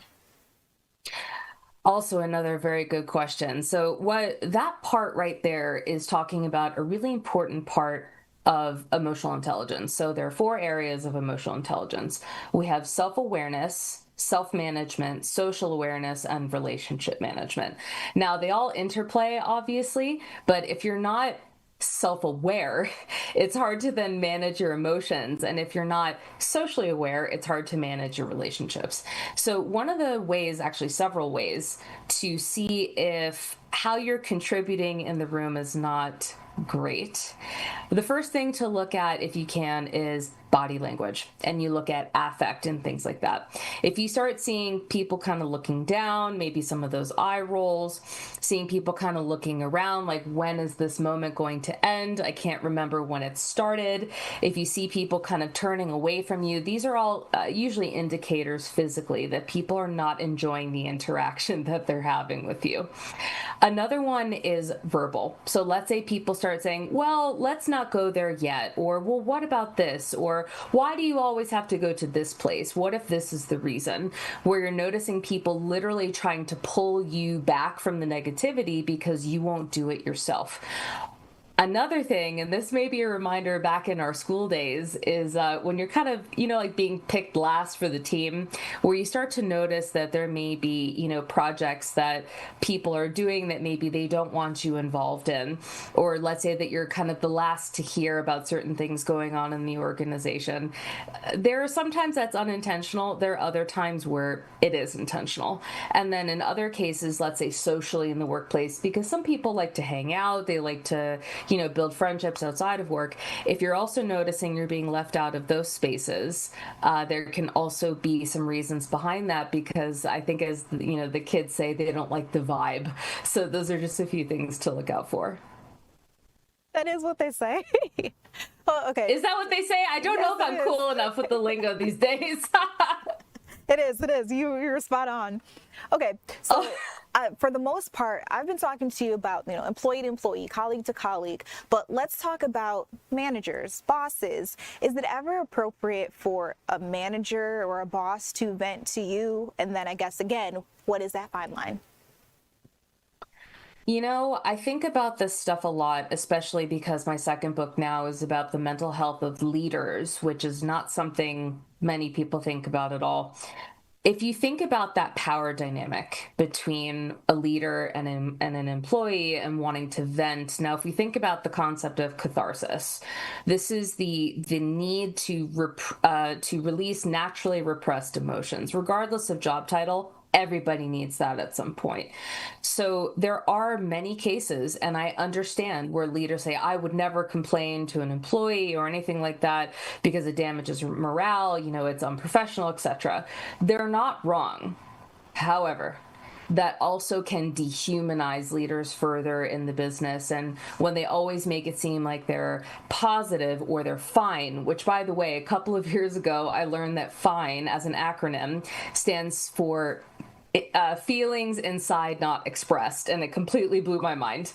So I think that one of the ways to, again, that context, that statement of intention, is that in an effort to not seem toxically positive all the time, you can really encourage your team members and have a balance of when something also negatively impacts you. Now, if it's not something you've done before, the key to say to the person is, I don't want to seem negative, but I really just need to get this off my chest. Is that okay? Now, you obviously want to take your pre-existing rapport with that employee into consideration. You want to make sure that it is a psychologically safe place to have that conversation, because power dynamics are very real. So it would sound something like, I don't want to sound negative. Is it okay if I just get this off my chest, because I really want to move forward with this project, but I feel like I'm going to explode if I can't just say these two things that are bothering me. I know it sounds like a lot of word padding, but it's showing good leadership, because you're showing that you're self-aware. You're showing that you want to be mindful of that relationship management impact, that social awareness impact. And you're showing to that person that even as a leader, despite the job title, you are human and things impact you. And it's okay to experience those negative emotions, to feel those feelings. But then you're also showing, once this is done, I'm going to move on into being solution focused, and we're going to move forward. And these behaviors can coexist within me as a good leader. Okay, let's talk about the solutions. So we talked about how you can tell if you're the office complainer. We talked about how once you realize that, or at least once you think that might be you, how to find the different red flags that'll definitely point to, yeah, it is you, we should make a switch. But let's talk about the solution, the switch. How do you go from venting in just a way that just lets you get everything out to the solution, figuring out what to change, how to make it positive after you've let out the negative? I think that one of the things to think about first before going to that switch is that if you are just complaining very often and you're noticing that you're doing that without going towards a solution, I think the first thing to do on kind of the back end is to think about why. Why am I complaining so much? Is this something that is inside of work? Is it a behavior that I have outside of work? Why is this happening? Where did it come from? Because you can't just go straight into behavior change without understanding why the pattern exists and really what that motivation is to switch it. So I would think about, is it the work environment that is making you be so negative? Is it something outside of work? Is it that you use complaining to bond with people? The whole adage, misery loves company. People do bond over being negative and complaining. So I would think really about, why do I behave this way, and what is my motivation to change it, and how do I really concretely do that on the front end? If I'm going to be saying something negative, I need to understand how to explain that to other people. What can I do differently to change that perception? And on top of that, if you are so bold and can handle the feedback, also start getting feedback from other people about their experiences of your complaining, what it's like for them, and what would be helpful for them to see instead. That feedback, while painful to take in sometimes, can be really useful to help guide that journey. So the two things I would say is that back end reflection. Why do I behave this way? Is it something about, do I actually need to change jobs? Is it something outside of work that I need to work on? And also understanding people's experience of you and getting a little bit of that feedback on the front end of what could be useful to experience instead. All of this makes sense to me, and I'm actually really happy that you were able to break it down in this way. I've got one last question for you. Well, depending on how you answer it, may have a couple more. Oh, keep going. I love talking about this. Okay. What if you find that it's not you? You're not the office complainer. How do you gently tell somebody, actually, I kind of need you to stop. I'd like to just, focus on my work in a way that not only protects we talked about your professional brand, but also protects the, interpersonal relationship that you have with that person. So they know you're not mad at them. You just need something in your relationship to shift. I wish more people would have this conversation. The problem is that when people want to say that to someone, by the time they get to that point, it rarely goes well. They tend to maybe explode. They tend to do finger pointing language, you. Now, if people can stomach it, what I tend to recommend is really focusing on the noticing technique, using the term seem, and also inviting a conversation. Now, I cannot guarantee that outcome. There will be some people that will feel attacked. They'll feel sensitive. There's some people where having that conversation will never go well. We can be honest about that. However, there's some people, if they're not aware they're doing it, it may turn on a pretty big light bulb for them. So if it was me, and I'm sure you can tell I'm a little more bold than most, it would be something like, I hope you don't mind me saying this, but I noticed that it seems like most days you are unhappy. You seem like you're bothered by what's, going on. And I don't mind being there for you. I don't mind supporting you. But it feels like this is a really consistent pattern. And it doesn't matter how many solutions I offer. It feels like we always return back to the same topics. I don't want to assume why. Can you help me understand why? So you're inviting this conversation, you're saying how somebody seems, you're explaining the impact on you without telling them how they feel, what they think, or why, and you're inviting that conversation. Some people, they will be willing to have that conversation with you. Other people will shut down, they get defensive, so you have to be prepared. But if you're going to talk to somebody, talk about how you feel, talk about what you notice, and really open up and lead with curiosity to understand why. And you might be surprised by the answer and then the ensuing change that may come from that. Melissa, this has been a very fruitful conversation. And you said it there too. You wish more people would talk about it. We probably should. When we go through our, you have to go through your training when you first get on a job, or that annual training that you have every year. We should also talk about this too. How to, navigate these kind of conversations. So I appreciate you making some time for us. Tell me real quick, I see them behind you, but about your books that you have, because again, you are an expert in workplace mental health and how to, conduct yourself in the workplace. So what have you got cooking, the 2 books behind you? I appreciate the opportunity to talk about that. So this book right here is my second book that is coming out on February 24th. It is called Cornered Office: Why We Need to Talk About Leadership Mental Health. It is talking about the mental health of leaders, why they have been historically dehumanized, and how that impacts our mental health, well-being, performance, career trajectory, and how workplaces can better support leadership mental health so leaders can better show up for themselves and also for us. And it's available across all major retailers, online and in store. And then my first book back here, yes, you can talk about mental health at work. Here's why, and how to do it really well. I know, a very vague title. You have no idea what you'll get with it. And that is basically a playbook for anybody who wants to learn more about mental health, stress, and mental illness, and how to talk about it constructively in the workplace. Also available online.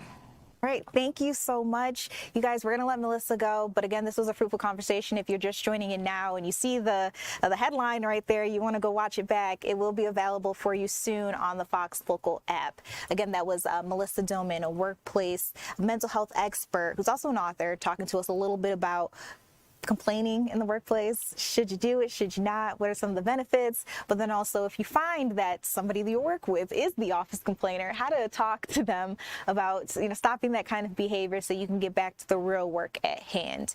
But still ahead, I want to talk to you about some of our hyper local news headlines, because this is a news program. So you've probably heard that ICE is going to be leaving Minneapolis. This all new information actually, but that Operation Metro surge that really has been going on since December is finally on its way out. This is to the, I would say, satisfaction of a lot of protesters out in Minneapolis, especially after the shooting death of Alex Preddy, a nurse, and the shooting death of Renee Good, a woman who was in her car, who was fired upon by an ICE agent. Now, according to some of the people who really resent what happened there, because that video did go viral. There are some people who suggest that Renee was potentially going to use her car to run over, potentially even kill that ICE agent. And then there are some people who view the video and say actually they don't believe that's what was happening. And so we know thousands and thousands of people have gotten out, not just in Minneapolis, but really across the country, even here in Atlanta, to voice their concerns with ICE operations in their cities.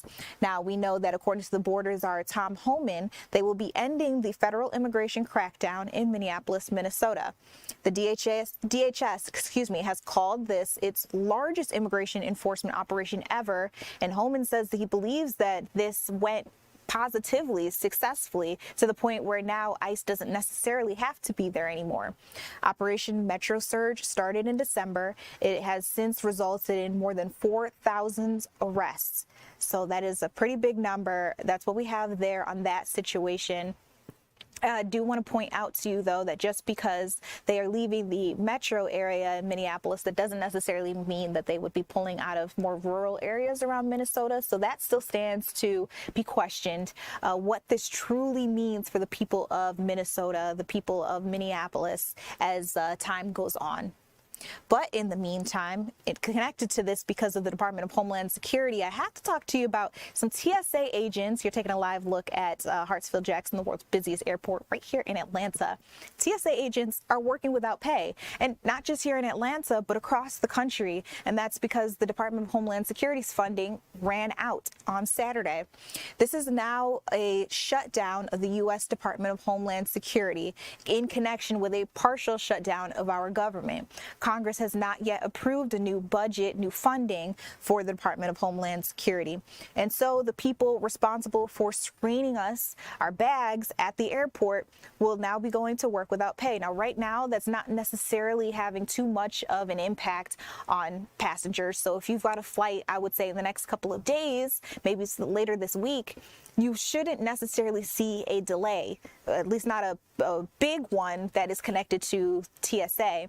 But in the next couple of weeks, if this were to continue, I mean, think about it. You're having people coming into work day after day, not collecting pay. Some people may decide to stop showing up. That could affect your ability to get through security in a timely fashion. For most of us, it already takes us about 30 minutes to an hour. So imagine if it took us even longer than that.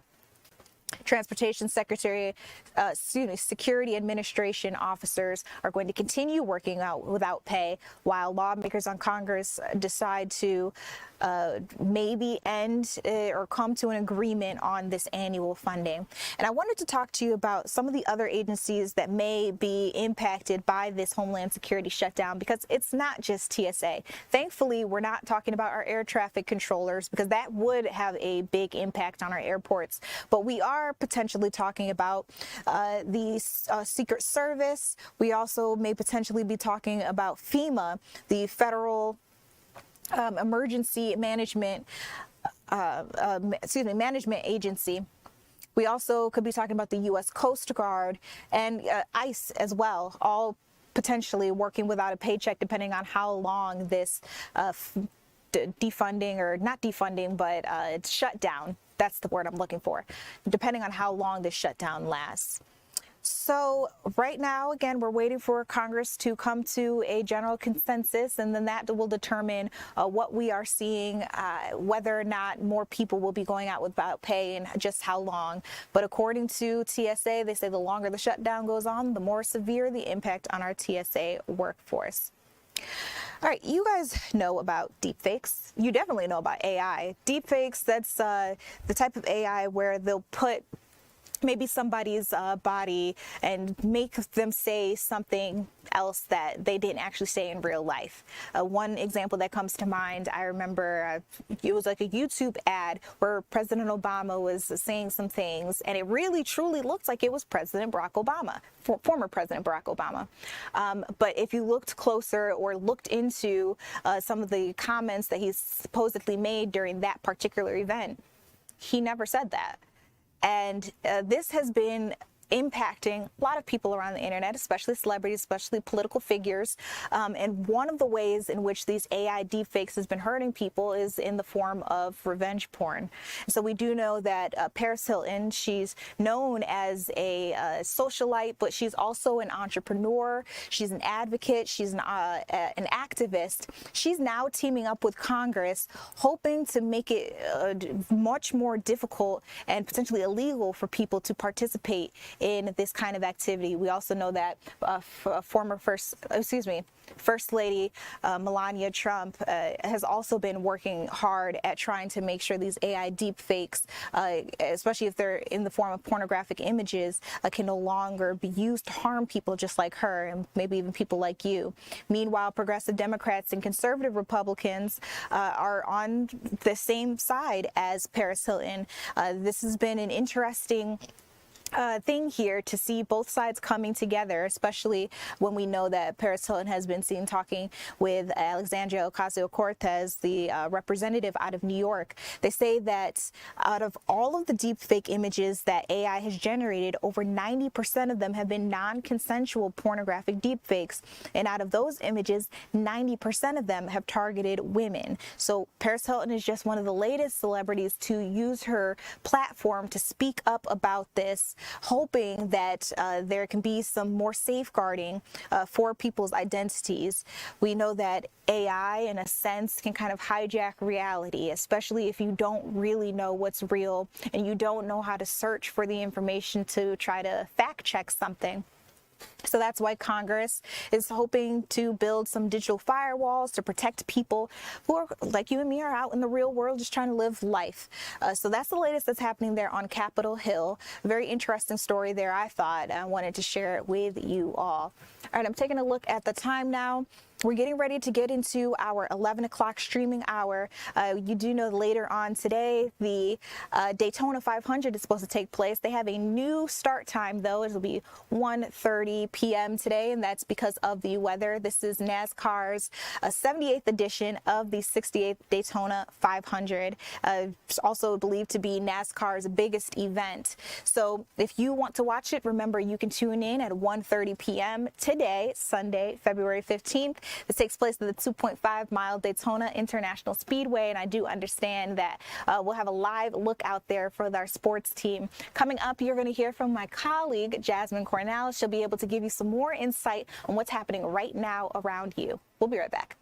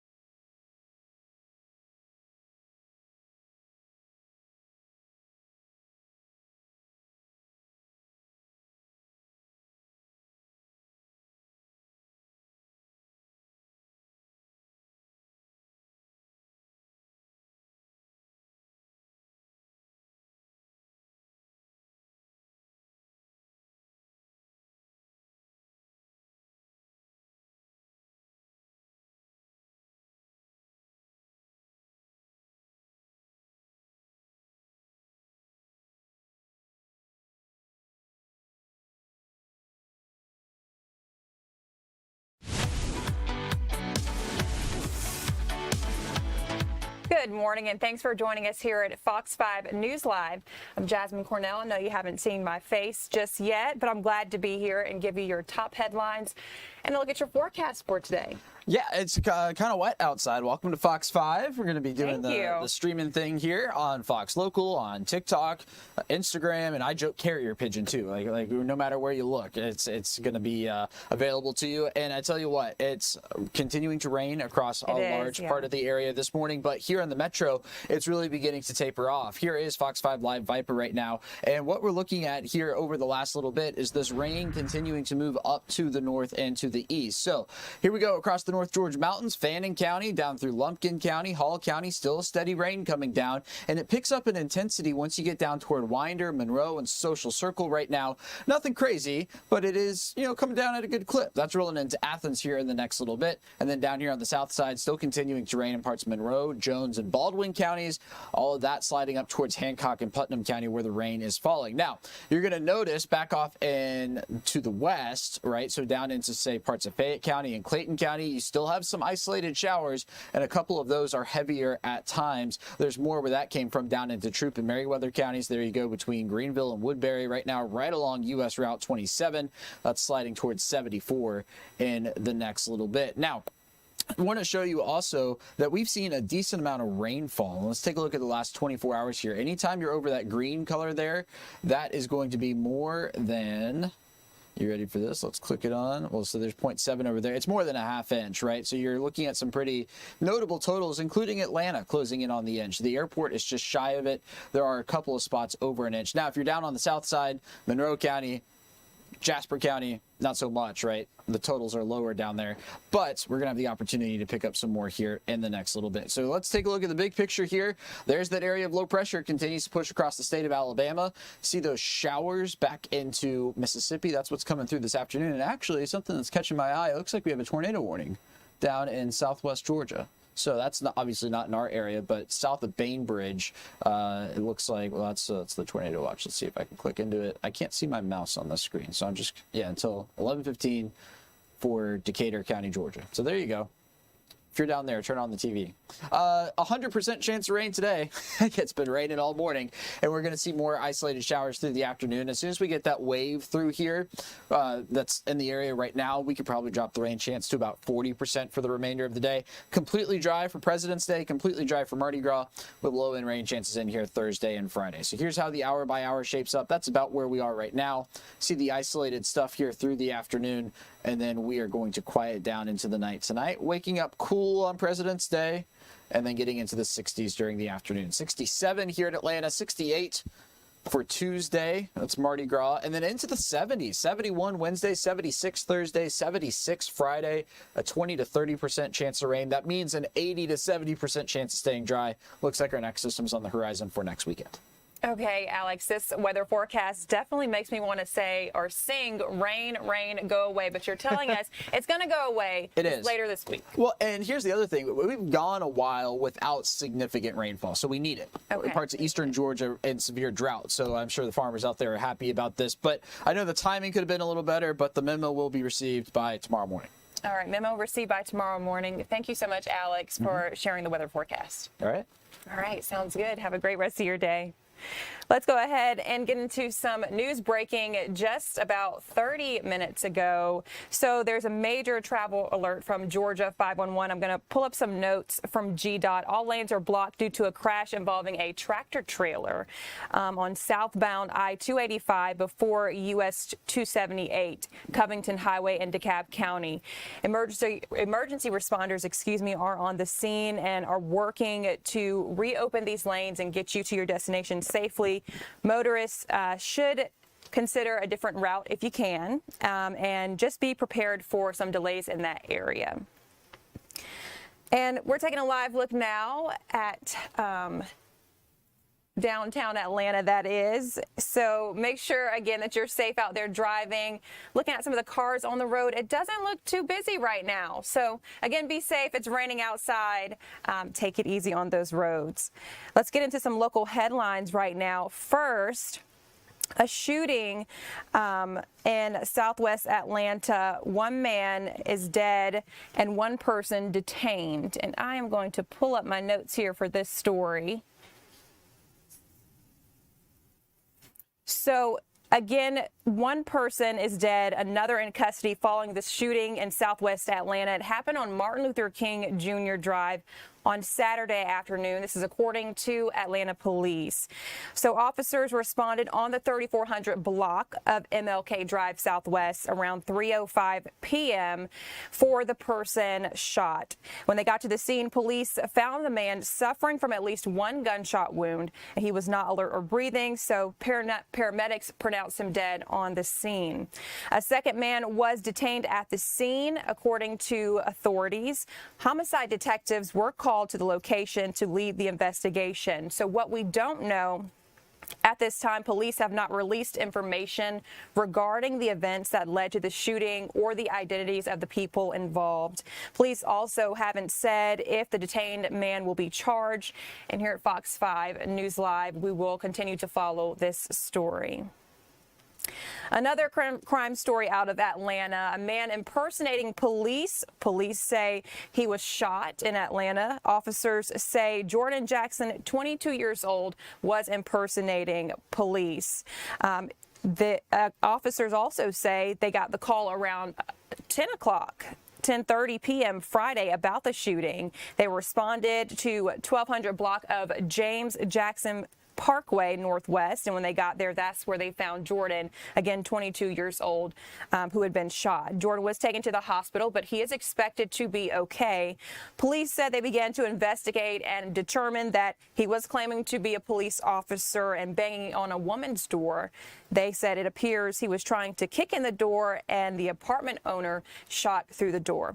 So what's next for him? He has been charged with impersonating a police officer, loitering, prowling, and criminal trespass, damage to property. As of noon yesterday, it doesn't appear he has been booked into jail, which means he could be in the hospital still. Police did not release the extent of his injuries. So again, a man shot. Police say he was impersonating a police officer from the Atlanta Police Department. A Gwinnett mobile home fire is next to move into Gwinnett County. Nearly 24 people are displaced now after a fire tore through that area. It was a mobile home community. This happened on Friday afternoon. So Gwinnett County fire crews responded just before 3:15 to the intersection of Azalea Springs Drive and Langford Road in the Tucker area. While initial 911 reports suggested a homeowner might have re-entered a burning building, search teams confirmed that all people had escaped safely before the emergency units arrived. So good news there that they escaped. Firefighters said the flames quickly spread from one home to another due to the density of the structures. In total, 5 homes were damaged and are likely destroyed completely. So while multiple other homes sustained damage from intense heat, again, 5 homes are completely damaged, according to officials. Let's dig deeper into this story. So crews encountered several life-threatening complications during the operation. A downed power line fell onto a metal fence, energizing the perimeter and creating a secondary hazard for first responders. Additionally, firefighters struggled with low water pressure from the mobile home park's privately owned water distribution system, requiring them to utilize a water tender to maintain their attack. Now, why should you care about this story? In total, again, 22 people were displaced from their homes. Gwinnett County Fire and Emergency Services is working with the American Red Cross and Park Management to provide emergency housing and essential supplies for those families. One person was treated at the scene for a medical complaint and was released. Now, the cause of the fire is still under investigation right now by Gwinnett County Fire Investigations Section. Let's go ahead and talk about some important court cases we have been following. First, Colin Gray, his trial begins tomorrow. Now, Colin Gray is the father of the alleged Appalachia High School shooting suspect, Colt Gray. A jury was selected in this trial this past week, clearing the way for opening statements in Barrow County. 15 jurors, 12 regular members, and 3 alternates were approved on Wednesday after 2 days of questioning in Hall County. The judge, Nicholas Prim, said the panel is expected to begin hearing evidence tomorrow at the Barrow County Court courthouse. Now, Gray is charged with 29 counts, including second-degree murder, involuntary manslaughter, and cruelty to children. Prosecutors contend he purchased the firearm used in the attack and gave it to his son as a Christmas gift. Now, 4 people, if you remember this story, were killed. Richard Aspinwall, Christina Eremy, and students Mason Schermerhorn and Christian Angelo. Several others were hurt in the shooting. During jury selection, many prospective jurors acknowledged prior knowledge of the case. Some said they had already formed opinions and were excused. Attorneys questioned the remaining candidates about their views on parental responsibility, gun violence, and any connections to Appalachia High. In a motions hearing this past Friday, the court addressed how evidence will be presented and what the media outlets can record. Prosecutors successfully requested restrictions on recording autopsy photographs, crime scene images depicting victims' bodies, and the faces of the teen witnesses. The judge said those limitations are intended to protect the families and the minors from additional trauma, which is very important there.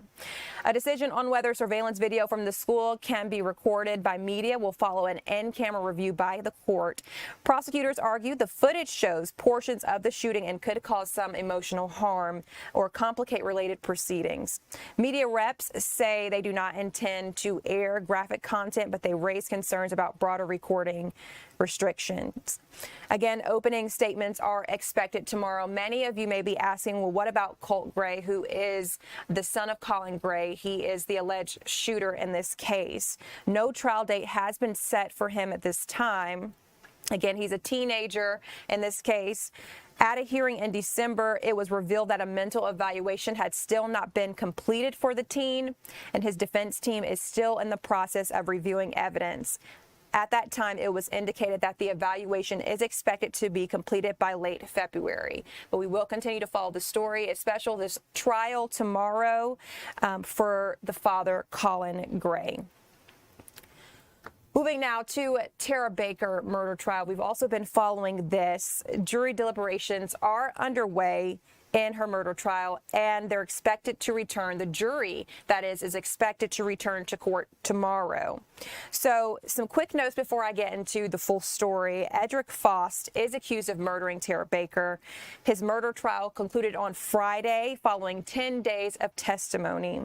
Prosecutors relied on 2024 DNA match to link him to the crime, and the defense continued to point toward the victim's former boyfriend, Chris Melton, despite testimony from the state backing his alibi. And just a small lesson if you don't know, I know many of you do, but jury deliberations here are the final stage of a trial where the jurors will privately discuss evidence to reach a unanimous verdict.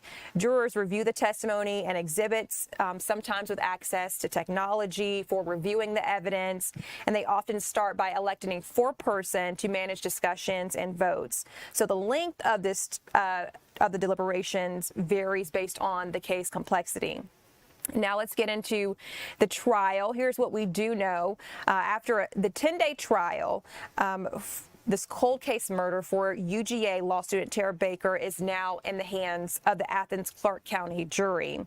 Both the prosecution and defense concluded their closing statements late Friday afternoon, and we'll take a listen to a clip of that in a few minutes. Again, Edric Faust faces 12 charges here, including malice murder, felony murder, rape, aggravated sodomy, and arson. Prosecutors argued that after a quarter century of waiting, again, this was a cold case, the jury now has the responsibility to hold Faust accountable. They highlighted that advancements in forensic science provided the definitive link investigators had sought since 2001. The state emphasized that DNA evidence collected during the initial investigation finally identified Faust as a man who lived in the same neighborhood but evaded capture for decades. Now, the defense focused on what is described as a lack of physical evidence linking Faust to the crime scene, raising doubts about the integrity of the decades-old investigation. Defense attorneys pointed out there were no fingerprints, footprints, or eyewitnesses placing him inside the apartment the night of the crime. Counsel for the defense also questioned the reliability of the DNA samples. They suggested that they have been compromised over more than 20 years in storage, and the defense maintained the evidence pointed more strongly towards someone who knew Tara Baker, specifically referencing her boyfriend at the time, Chris Melton, whose biological evidence was found at the scene. Now let's go ahead and take a quick listen to a clip of these closing arguments. We are now ready to do closing arguments. This is the State of Georgia versus Edric Lamont Faust, SU 24 CR 0547. Is the state ready for closing arguments? Yes, Your Honor. Is the defense ready for closing arguments? Yes, ma'am. All right, thank you. Ladies and gentlemen, I want to tell you a few things. The first is kind of our timing. We are going to hear closing arguments, and then the court, of course, charges the jury, as I mentioned to you all earlier. I'm going to then have you go into the jury room and elect a foreperson. I'm going to then ask the foreperson to discuss with all of you whether you want to deliberate tonight, starting tonight, or whether you want to go home for the weekend and come back on Monday and begin your deliberations. I'm going to give you that choice. So I just want to let you know sort of the plan. We are doing closing arguments now, ladies and gentlemen, and I want to also tell you, as I told you at the beginning of the trial, that any statements made by the attorneys are not to be considered as evidence. Mr. Yalamanchili. Thank you, Your Honor.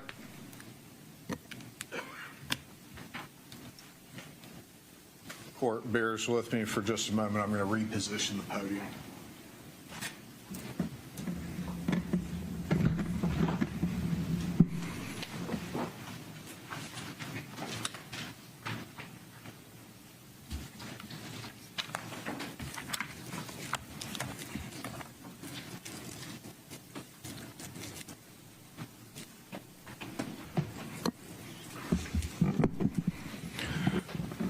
On January 19th of 2021, Tara Baker was taken out of this world, her life extinguished by the defendant in this case, Edric Lamont Faust. Mr. Faust entered Tara's home and caught her as she was going through her morning routine. He stabbed her, brutally bashed her head, and strangled her as he forcibly raped her, sodomized her orally, and sodomized her anally. When she was discovered by firefighters and police, her hair still smelled like shampoo. Ladies and gentlemen, you've heard the evidence in this case for 2 weeks and went through about a week of jury selection before that. And we're here at the closing argument after a family has waited 25 years for justice for their daughter. And it's time for you to write the last chapter of this story. The state, in closing argument, is afforded the opportunity to go both first and last in the summation. The reason for that is that we bear the burden of proof in this case. And that burden is guilt beyond a reasonable doubt. It's a burden that I accept readily. The burden never shifts, and the defendant is not required to present any evidence ever.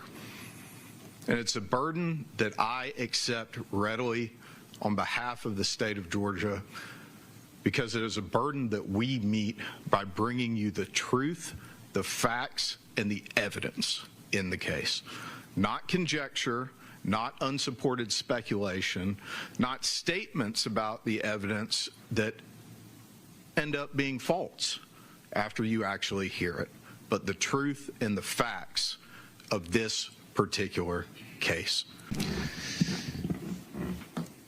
I want to thank you all. In regards to the state's comments regarding what we say, I agree. Okay, so if you heard things in opening that didn't come out during the trial, I agree. You cannot consider that. One thing you will learn is, or as Mr. Yalamanchili said, the state has the burden. So typically we decide what we're going to present based on what we feel is the strength of the state's case. The case presented to you these last 3 weeks, including jury selection, is what can only be described as a story of negligence, a carelessness for the life and the death of Ms. Baker that extends far past indifference.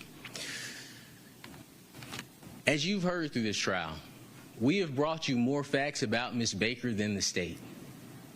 We've brought you information regarding how Ms. Baker was, that she believed in justice, that she believed in fairness, and that she believed in listening to everything before making a decision. She's similar to a jury.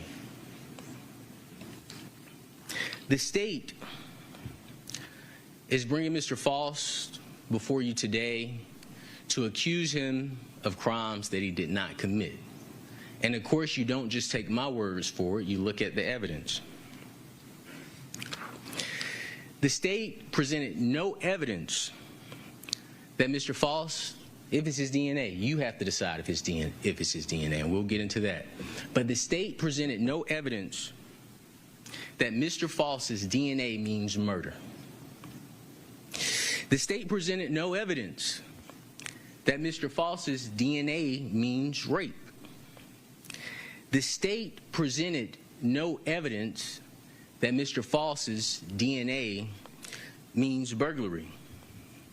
The state presented no evidence that Mr. Faust's DNA means arson or any of the other charges that they charged him with in this indictment.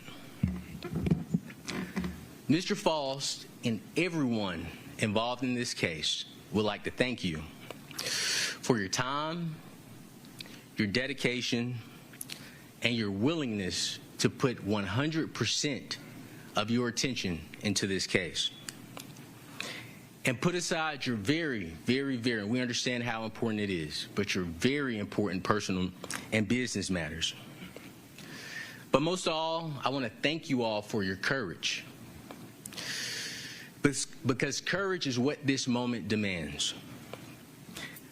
Not just to listen, but to stare directly at injustice and say, not here, not now, not on our watch.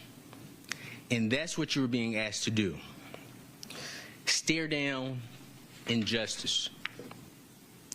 I want to start with a simple truth. You folks, not us, not anybody in this courtroom, you folks are the last line of defense between an innocent man and a system that has tried to break him. They falsely accused him, and that tried mightily to bury the truth. This case was corrupted from the start. It was corrupted by biases. It was corrupted by political pressure and a need to avoid admitting a mistake was made or mistakes were made in the initial investigation that you all heard about. I was just... Again, that was the closing arguments in the Tara Baker murder trial. Before we go to break, let's talk about his arrest really quickly. So he was charged with a murder in 2024 after the new DNA testing linked him to the case. And officials said the only other male DNA found belonged to Melton, who is the former boyfriend. And during the trial, Melton testified about his alibi and provided witnesses to support his claims. Investigators testified they believe Melton's alibi proved that he did not commit the murder, and Melton has never been charged in this case. So again, the jury went home a little after 7 on Friday. They're expected to return tomorrow.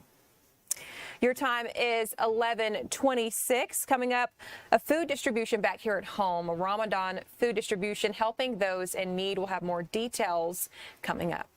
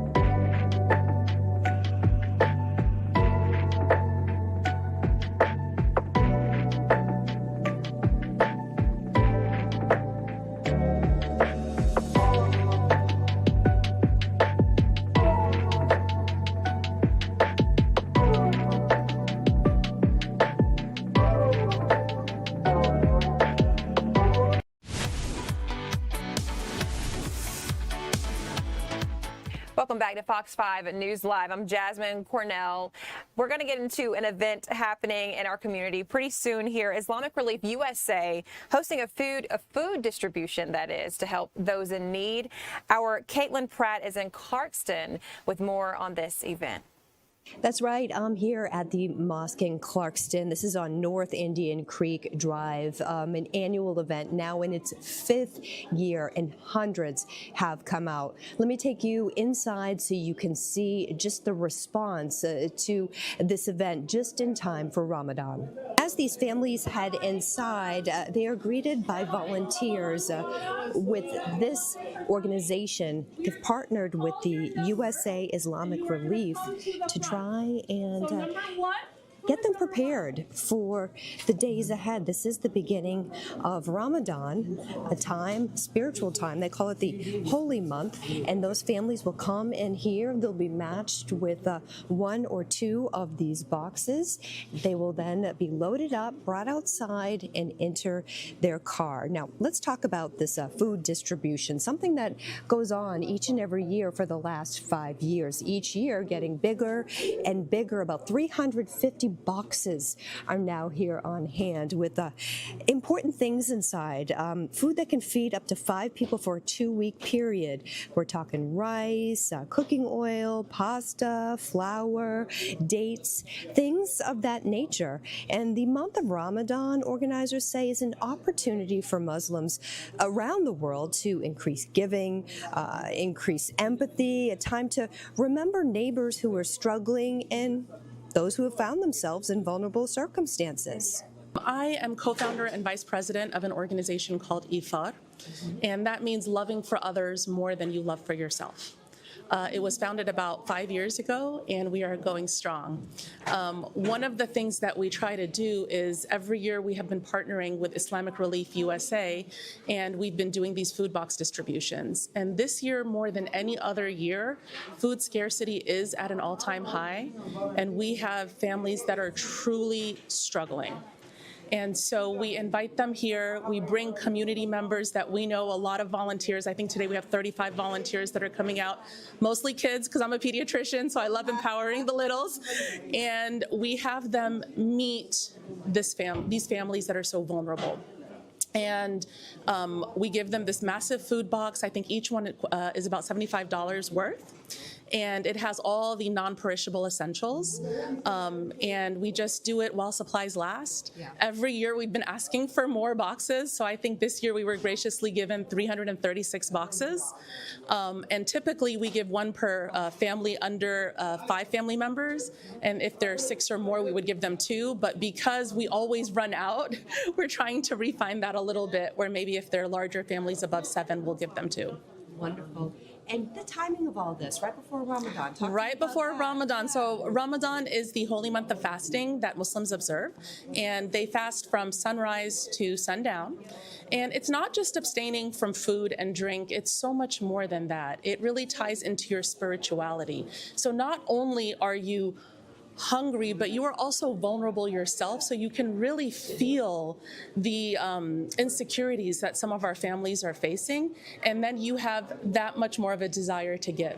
And so we always find that during Ramadan, volunteers are flocking. They want to do everything they can to give back. We've already had several community members reach out to us, and we've done several distributions already leading up to Ramadan. So we're very fortunate. Closing thoughts, Mona. I just mentioned this the other day.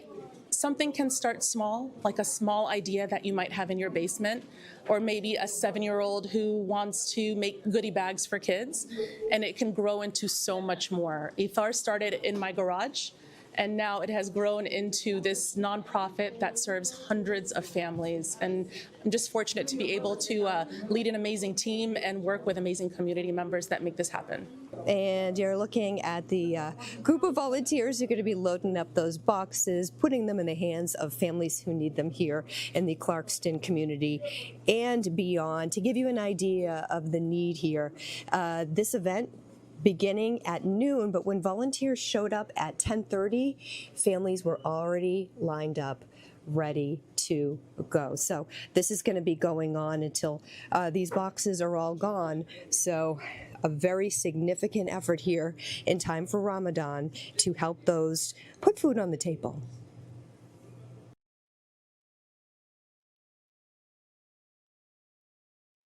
All right, Caitlin, thank you for that. Again, that food distribution starting at noon, that's when those families will begin picking up the food. All right, let's go talk about protests. People protesting for different reasons here in our area. First, pro-Iranian protests making its way to the Atlanta area. So yesterday, thousands of protesters in multiple cities, including here in Atlanta, took part in a global day of action. So they spent their Valentine's Day doing this. They're supporting Iranians in the wake of a deadly nationwide protest in Iran. They gathered for a peaceful protest along Atlanta's Beltline, calling for the freedom of Iranian people and for regime change. The protests followed a call by Iran's exiled crown prince, who is urging world leaders to crank up pressure for Iran's government. Organizers of yesterday's event also had a message for President Trump as well, again, standing in solidarity for Iran. They're calling on the international community to take steps to support Iranian people. And a little bit of background information here. Iran has been in the international spotlight since December. So when the economy went into a free fall, demonstrations began. As protesters grew, the demands shifted to calls for the overthrow of the Islamic Republic government. And fast forward to January, the internet and phone networks were shut down as security forces moved in to confront demonstrators, and hundreds of casualties were confirmed. Let's go ahead and take a listen to some sound from this protest. Our message to President Trump is to take action and help people in Iran because they are really waiting for your help, President Trump, and they're waiting to make sure that they can get rid of this Islamic regime that brutally kills people. Now, more military moves are happening in the Middle East, but it won't be easy. President Trump is trying to pressure Iran into negotiating limits on its nuclear program. And again, this won't be easy. Iran exchanged messages with the U.S. this week. Still, a new round of talks has not yet materialized. So officials there say a number of major sticking points remain, including Iran's ballistic missile program. In South Fulton, a conference is expected to be happening later today. So Georgia State Senator Jaha Howard and South Fulton Council member Helen Willis, both Democrats there, they will conduct a joint news conference today at 2 p.m. at South Fulton City Hall. The two will unveil their plans to introduce legislation to prevent the establishment of large-scale ICE warehouse detention facilities in Georgia communities. And so remember, I told you there are multiple protests happening in the area. Another one, people are protesting the Oakwood ICE facility. So here's what we know. The city of Oakwood says it has learned through U.S. Rep. Andrew Clyde's office that 2 warehouses will be turned into an ICE regional processing facility.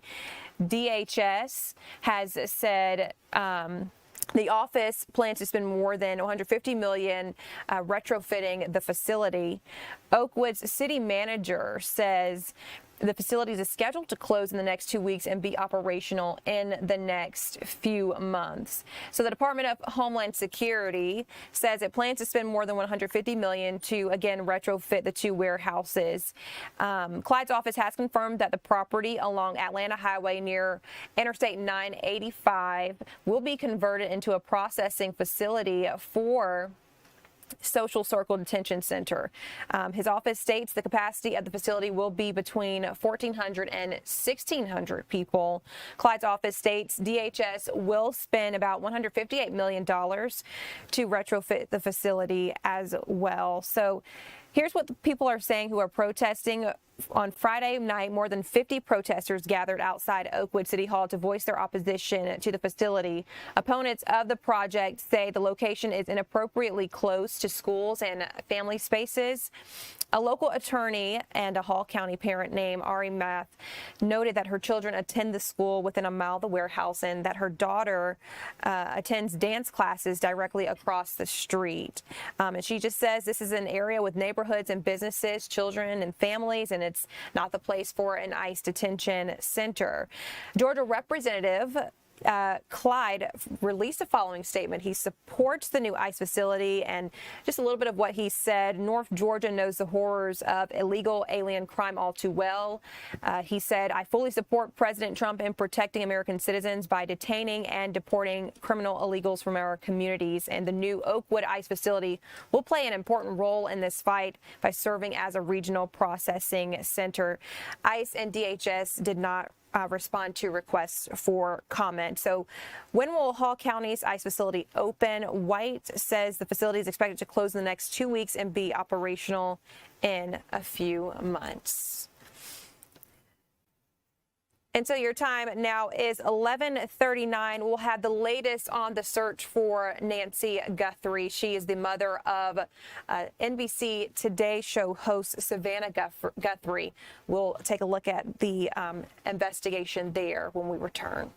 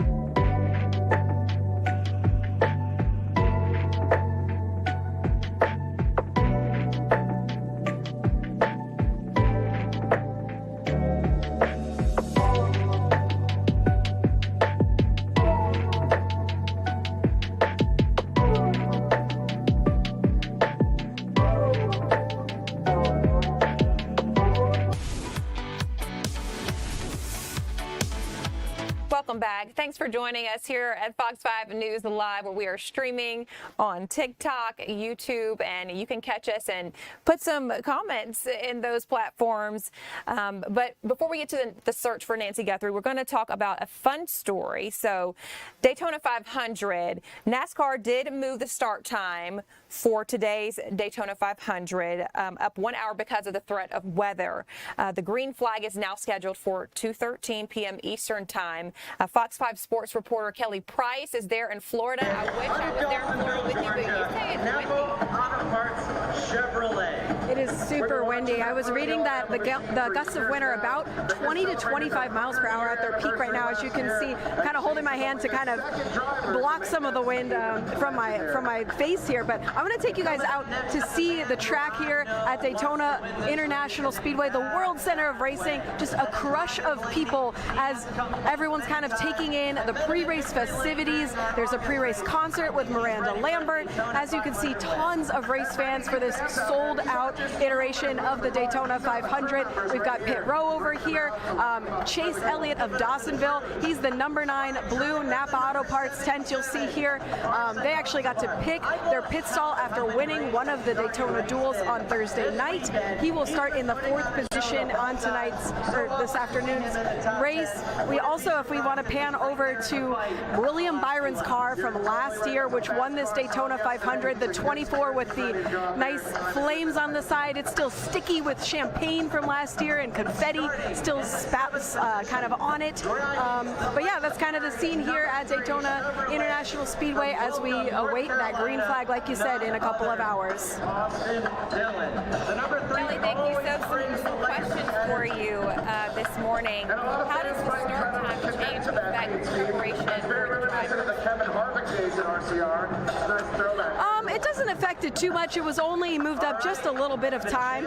They'll obviously come out here a little bit sooner. I think the drivers actually like an earlier start time because there's less time for them waiting in the trailers and less time kind of just the nerves and stuff that you have pre-race for a big race like this. It's basically the sports Super Bowl. I think they prefer to get out here on the track and get racing as soon as they can. Okay, so NASCAR for beginners. What makes the Daytona 500 so special compared to the other NASCAR races? Daytona 500 win. Well, it's the crown jewel of the sport.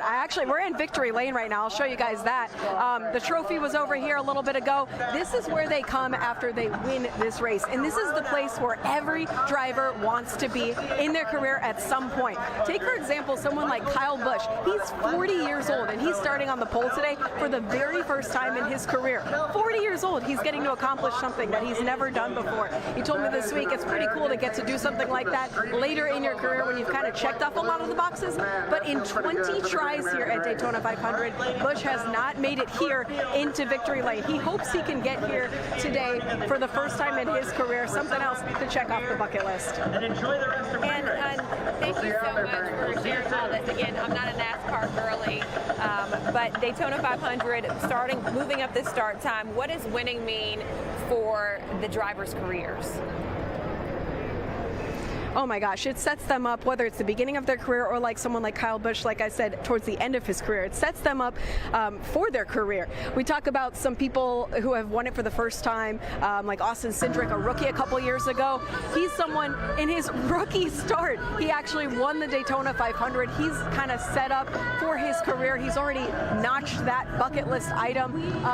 But it means so much for these drivers. There's obviously a huge purse for all of the different places that you can end in here, whether it's victory lane, whether it's 9th place, whatever it might be. The purse at Daytona 500 is bigger than anything else. As we kind of look more at the crowd here, there's also the set for Fox, which you can obviously catch the race on Fox 5 on your TVs later today. The set over there, I believe we've got Kevin Harvick, a couple other Fox personalities that are former drivers. Those guys have obviously experienced everything there is to experience here at Daytona 500 and know what it's like to win, and they're set up pretty good on that set there, I think.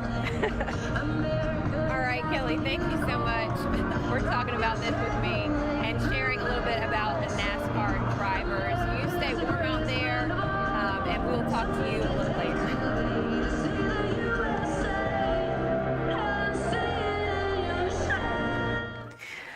And let's switch gears a little bit right now. That's a fun story. I wish I was there in Florida with her, even though it's a bit windy. But switching gears, let's talk about the search for Nancy Guthrie. So here's what we know about the investigation so far. Law enforcement agents, they have been gathering more evidence, more potential evidence as the search for Nancy Guthrie continues. Again, she is the mother of Savannah Guthrie. Savannah Guthrie is the Today Show host. Nancy Guthrie is 84 years old. She was last seen in her Arizona home on January 31st and was reported missing the following day. Authorities say her blood was found on the front porch and ransom notes supposedly were sent to news outlets, but 2 deadlines for paying have passed. Now, here's what you know about her disappearance and this intense search to find her. We've seen this video circulating of a masked man. Federal Bureau of Investigation, the FBI, that is, released surveillance videos of the masked person wearing a handgun holster outside of Guthrie's front door. And this is in Tucson, the night she vanished. A porch camera recorded video of a person with a backpack who was wearing a ski mask, long pants, jacket, and gloves. Now, on Thursday, the FBI called the person a suspect, described him as a man about 5 feet 9 inches tall with a medium build. The agency said he was carrying a 25-liter Ozark Trail Hiker backpack. That's the name of the backpack. It's Ozark Trail Hiker Pack. Investigators initially said there were no surveillance video available since Guthrie didn't have an active subscription to the doorbell camera company, but digital forensics experts kept working to find images and back-end software that might have been lost, corrupted, or inaccessible. So investigators are studying DNA in this case. They collected DNA from Guthrie's property, which does not belong to Guthrie or those in close contact with her. The Pima County Sheriff's Department, who's working on this case, said investigators are working to identify who this belongs to. Evidence requiring forensic analysis is being sent to the same out-of-state lab that has been used since the beginning of this case. Investigators also say they found several gloves, the nearest about 2 miles from Guthrie's home, and submitted them for lab analysis as well. And they did not specify what type of gloves. The Sheriff's Department, the Pima County Sheriff's Department, that is, stressed that his department is working closely with the FBI. Now, late Friday night, law enforcement sealed off a road about 2 miles from Guthrie's home as part of their investigation. A parade of sheriffs and FBI vehicles, including forensics vehicles, passed through the roadblock. The investigators also tagged a towed Range Rover SUV from a nearby Culver's restaurant parking lot on Friday. That was late Friday. The Sheriff's Department said on Saturday the activity was part of the Guthrie investigation, but no arrests were made. And we mentioned this yesterday as well, that no arrests have been made in this case. On Tuesday, sheriff deputies detained a person. They did detain a person for questioning during a traffic stop south of Tucson, but authorities didn't say what led them to stop the man, but they did confirm that he was released. Again, no arrests have been made. The same day, deputies and FBI agents conducted a court-authorized search in Rio Rico, which is about an hour's drive south of Tucson. So Nancy Guthrie does live in a quiet neighborhood.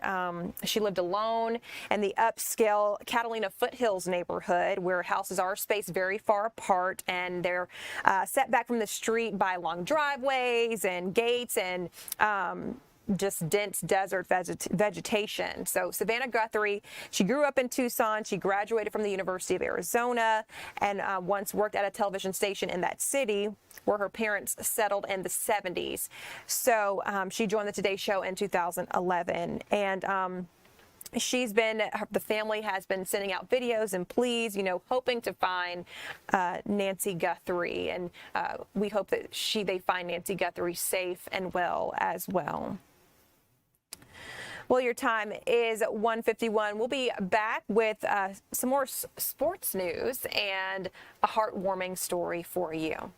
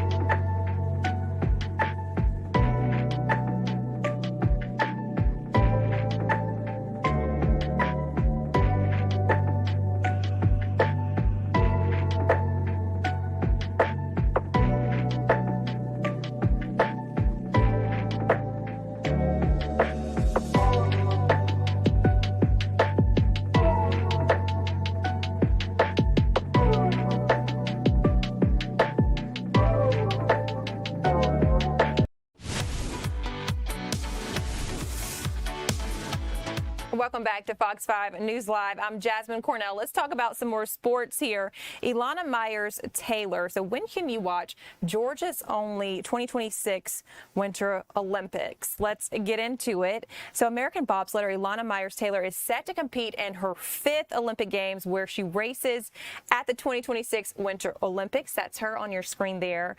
She's a 5-time Olympic medalist. She's the most decorated Black Winter Olympian and has a chance to add to her tally of 3 silver and 2 bronze medals when she hits the track at Cortina Sliding Theater. Now, Myers-Taylor will compete in both the monobob and 2-woman bobsled events at the 2026 Games. And I've never heard of these games. I have to watch the Winter Olympics this year. The Douglasville, Georgia native is the reigning Olympic silver medalist in the monobob and took home Olympic bronze and the 2-woman at Beijing 2022. So when will she compete at the 2026 Winter Olympics? That is taking place today to Saturday, February 22nd. So you can catch her monobob today and tomorrow, her 2-woman on Friday, February 20th, and Saturday, the 21st. Now, how many times has she competed in the Olympics?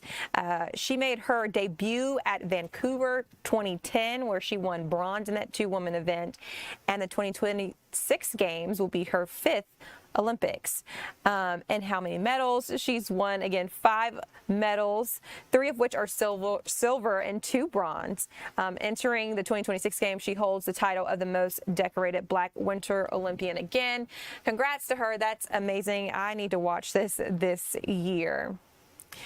We're going to take another break and come back with a heartwarming story for you all from a heart transplant recipient. Really love this story, and I want you to hear it. We'll be right back.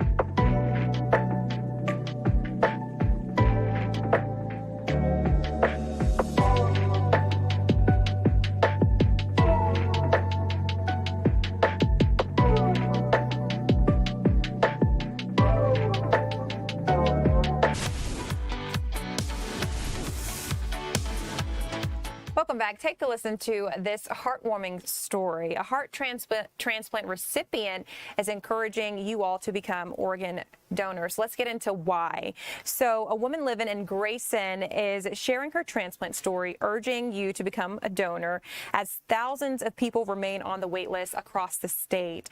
Monica works as a therapist by day, but she and her husband grew their family. She said everything started to change as they were doing this.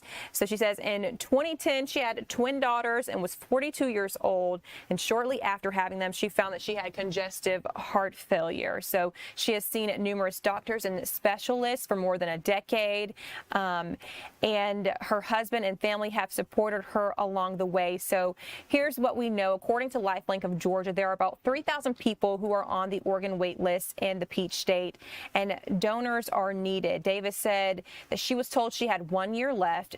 So if someone didn't donate their organs, their heart to her, then she wouldn't be here now. And she and her husband are celebrating their 20th wedding anniversary. Let's take a listen to what she had to say.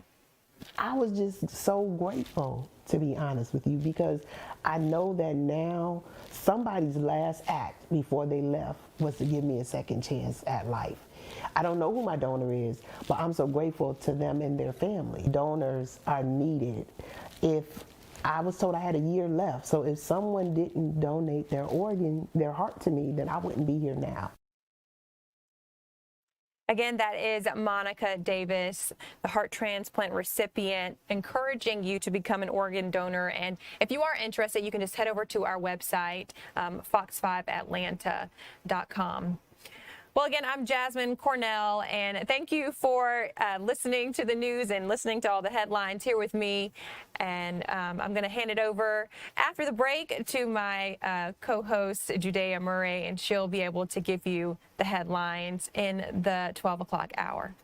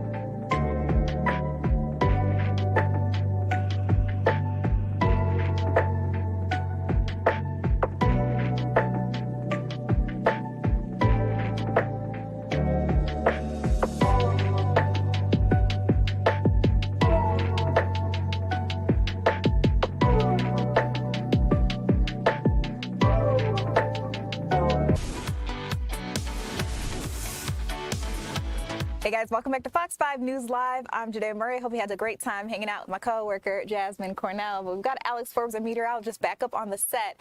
Alex, tell it to us straight. What's the weather looking like today? Wet. And dreary. Yeah. And gross. Yeah.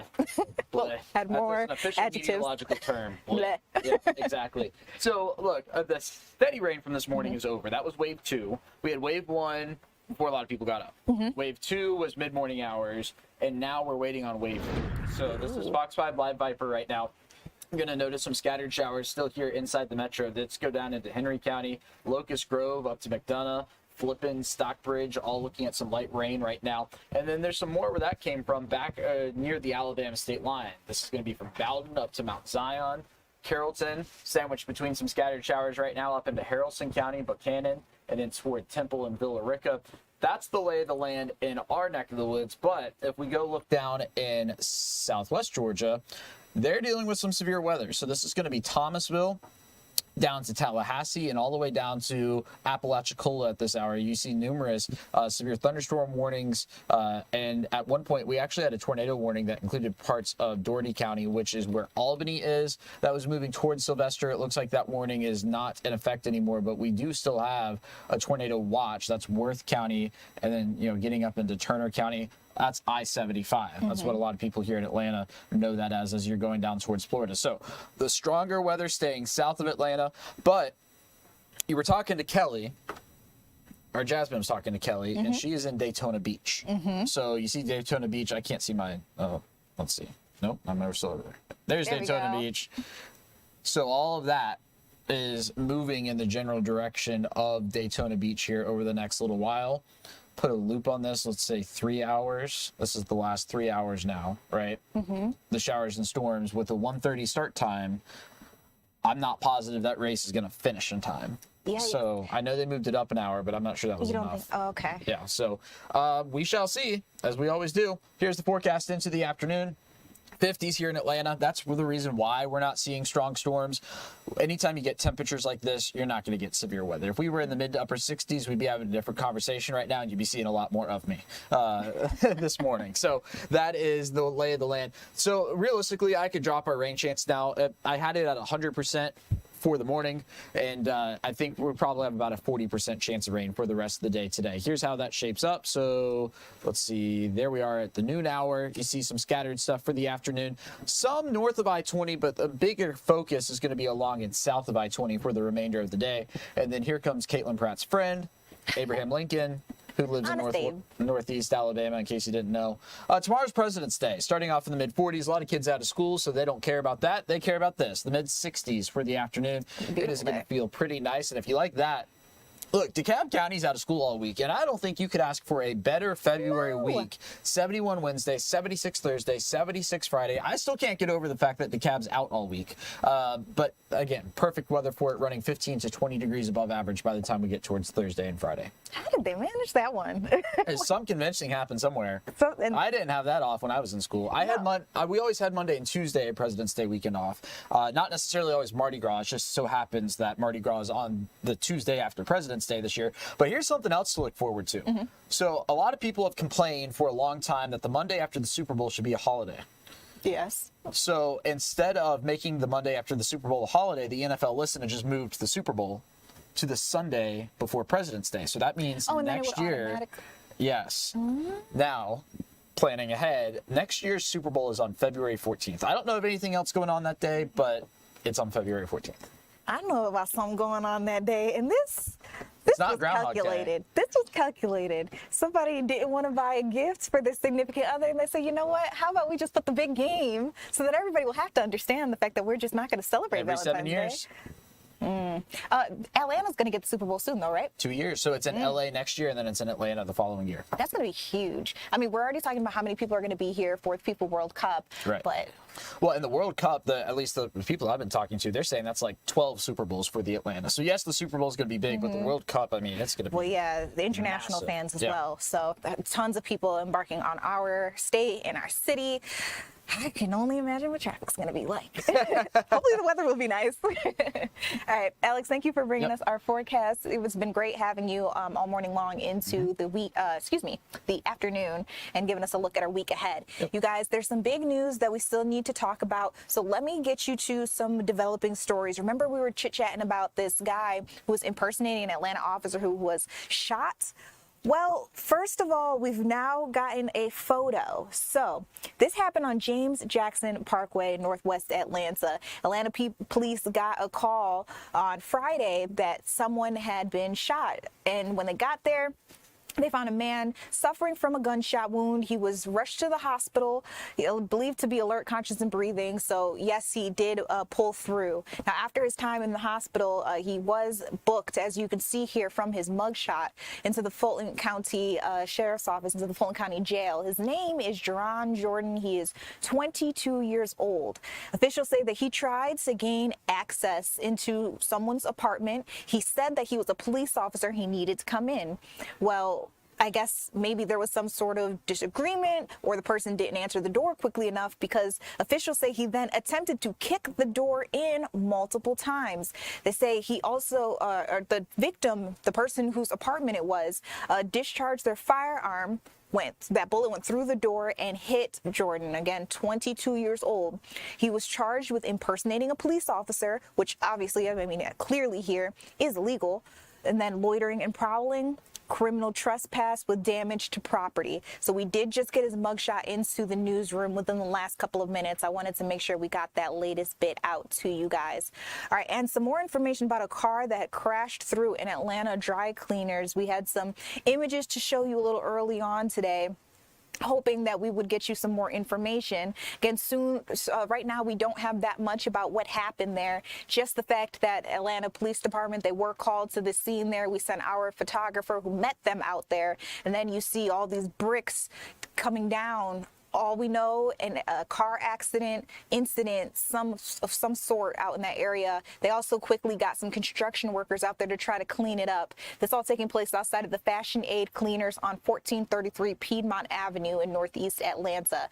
Again, unfortunately, not much that I can share with you all, but I mean, just the pictures of this scene, crazy enough. Of course, police did tape off the area, so if you were trying to drive through and couldn't figure out what was going on or why, that is the problem that's happening out there. Now, earlier I said I wasn't sure if anybody had been inside because, you know, it is Sunday. There's potential where it could have been closed. I am looking at Google and they do close on Sundays. They won't be open again until Monday at 8 a.m. And I'm wondering how that's going to roll because, I mean, part of the front of their cleaning service is demolished. So you know, that stands to be seen. We'll hopefully get some more information for you on what happened, whether it was distracted driving or maybe some other sort of incident or whatever may have you. We're hoping that we're going to get that for you in the next couple of hours and be able to bring that to you on the Fox 5 Atlanta broadcast, maybe even later here on Fox Local if you guys stick around with us at 6 p.m. for our streaming show. All right. Moving forward, I do need to get you some images. We are looking for 2 missing vulnerable people right now. The first person that you're looking at there on your screen is Jaran Grant. According to the Peachtree City Police Department, she's considered to be vulnerable, a vulnerable adult for quote unquote several factors. They did not go ahead and detail whatever condition it is that she may have, but I can tell you this woman is 27 years old. She stands about 4 foot 10 inches tall. She was last seen shortly before midnight. The last known location for her is Wisdom Woods apartment complex. Hopefully you know that area. If you live out there, maybe have seen her. They're asking for you to call the Fayette County Dispatch Center immediately. The number there, give me a second, is 770-461-HELP. 770-461-HELP. If you see her in real time though, so let's say you're out on a walk, going out to breakfast, and you feel like you saw this woman here, they're saying, forget that number I just gave you, call 911. The Peachtree City community is usually really instrumental in helping find people in cases like this, so they're hoping that they're able to get us some answers and bring this woman home soon. Again, her name is Jaran Grant. She is 27 years old. She stands about 4 feet 10 inches tall. She was last seen shortly after midnight at the Wisdom Woods apartment complex out in Peachtree City. Another man we're looking for, you're taking a look at them there on your screen there, he was reported missing yesterday on Valentine's Day. Clayton County Police Department is hoping that someone out there recognizes him. His name is Calvin Redding. Again, he was reported missing just yesterday. His family members say they are extremely concerned for his well-being. Anyone with any information regarding his whereabouts is asked to contact the Clayton County Police Department, their emergency line at 770-477-3747, or simply call 911. Again, they're hoping that somebody out there recognizes him. They're able to help bring him home. His name is Calvin Redding, and they put out a Maddie's call, which is usually issued when a child is missing or someone with we'll say some sort of disability is missing. And so the fact that they used a Maddie's call for this gentleman here that you see on your screen leads me to believe that there may be some other issues at play here. So the sooner we can figure out where he is and get him home, the better. All right, so that's there on that. We also have some breaking news to bring you out to. 2 shootings reported across Atlanta. This is information that has just come into our newsroom, so we don't have any video or any pictures to share with you just yet, but we do have the details, so let's get into it. This first shooting, Atlanta police confirmed it happened on Valentine's Day, 6:15 p.m. Around that time, they got a call to Peyton Place in Southwest Atlanta. When they got there, they saw that there was a man who had a gunshot wound to his chest. He was rushed to Grady Memorial Hospital. At the time, alert, conscious, and breathing. All great signs, but he did get some medical treatment. They were able to detain 1 person at the time, so that person is still being questioned and will eventually be taken to the Fulton County Jail. But what I have is some more information on the exact thing that took place there. So remember, the setting that we're talking about here is the 200 block of Peyton Place Southwest. Officials got the call. Somebody had been shot. Again, they found a victim who had a gunshot wound to his chest. They detained somebody. Through further questioning, they were able to determine that the victim, the young man who was taken to the hospital, was demanding to speak to his girlfriend. She did not want to speak to him and, according to police, asked him to leave. He did not leave. He refused to, and that is when a family member of that young woman shot this man. He's been identified as 17-year-old Kez Crenshaw. So Mr. Crenshaw's been accused and charged with aggravated assault, possession of a firearm during the commission of a felony, possession of a firearm by a person under the age of 18. And again, he is expected to be taken to the Fulton County Jail without incident, so he didn't fight back against police. That's the information that we've just gotten in from the Atlanta Police Department. There's a second shooting also on Valentine's Day that I also need to tell you about. This one happening around 6:11. So that first one, 6:15. This one, 6:11. Police say that they were called to the 500 block of Sunset Avenue. This is in Northwest Atlanta. All right, when they got there, they found a man suffering from gunshot wounds to his legs, both legs. Officers, they tried to render aid. They also applied some tourniquets to his wounds to make sure they could stop the bleeding. He was taken to Grady Memorial Hospital as well for further medical treatment. Now, the aggravated assault unit with the Atlanta Police Department got out to the scene. They have been doing their own investigation. They're still trying to determine what exactly happened. How did the shooting come about? Right now, that investigation remains ongoing, so the limited details that I have here is just about all that we have. If you know anything about either of these incidents, although it sounds like they've got a lot of information in that first one, you're asked to call the Atlanta Police Department at your earliest convenience. All right, now I know that some of you guys are looking for the good news, and I promise we do not have a shortage of it. I want to get you out to a nonprofit with some local ties here in Georgia. They normally do things all across the country, but right now they're focusing on Georgia. They're going to distribute some food because Ramadan is coming up. That's the point of time where religious people of a certain faith, they will fast. They will also do their due diligence in prayers, and this is a point in time where it's really nice to know that you have neighbors who care about you, especially when you come from a different faith as someone else. So Caitlin Pratt went to check it out, these meals that are being put together when in about actually right now they should be distributing to the families as we speak. Let's check in with Caitlin and see how things are going out there.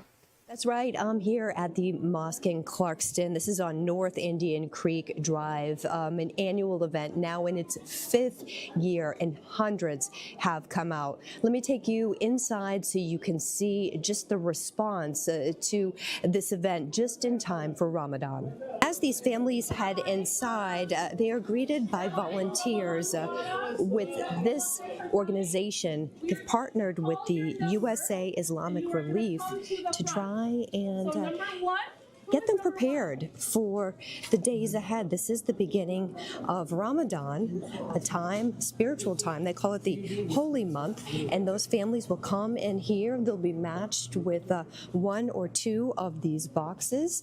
They will then be loaded up, brought outside, and enter their car. Now, let's talk about this food distribution, something that goes on each and every year for the last 5 years. Each year getting bigger and bigger, about 350 boxes are now here on hand with important things inside.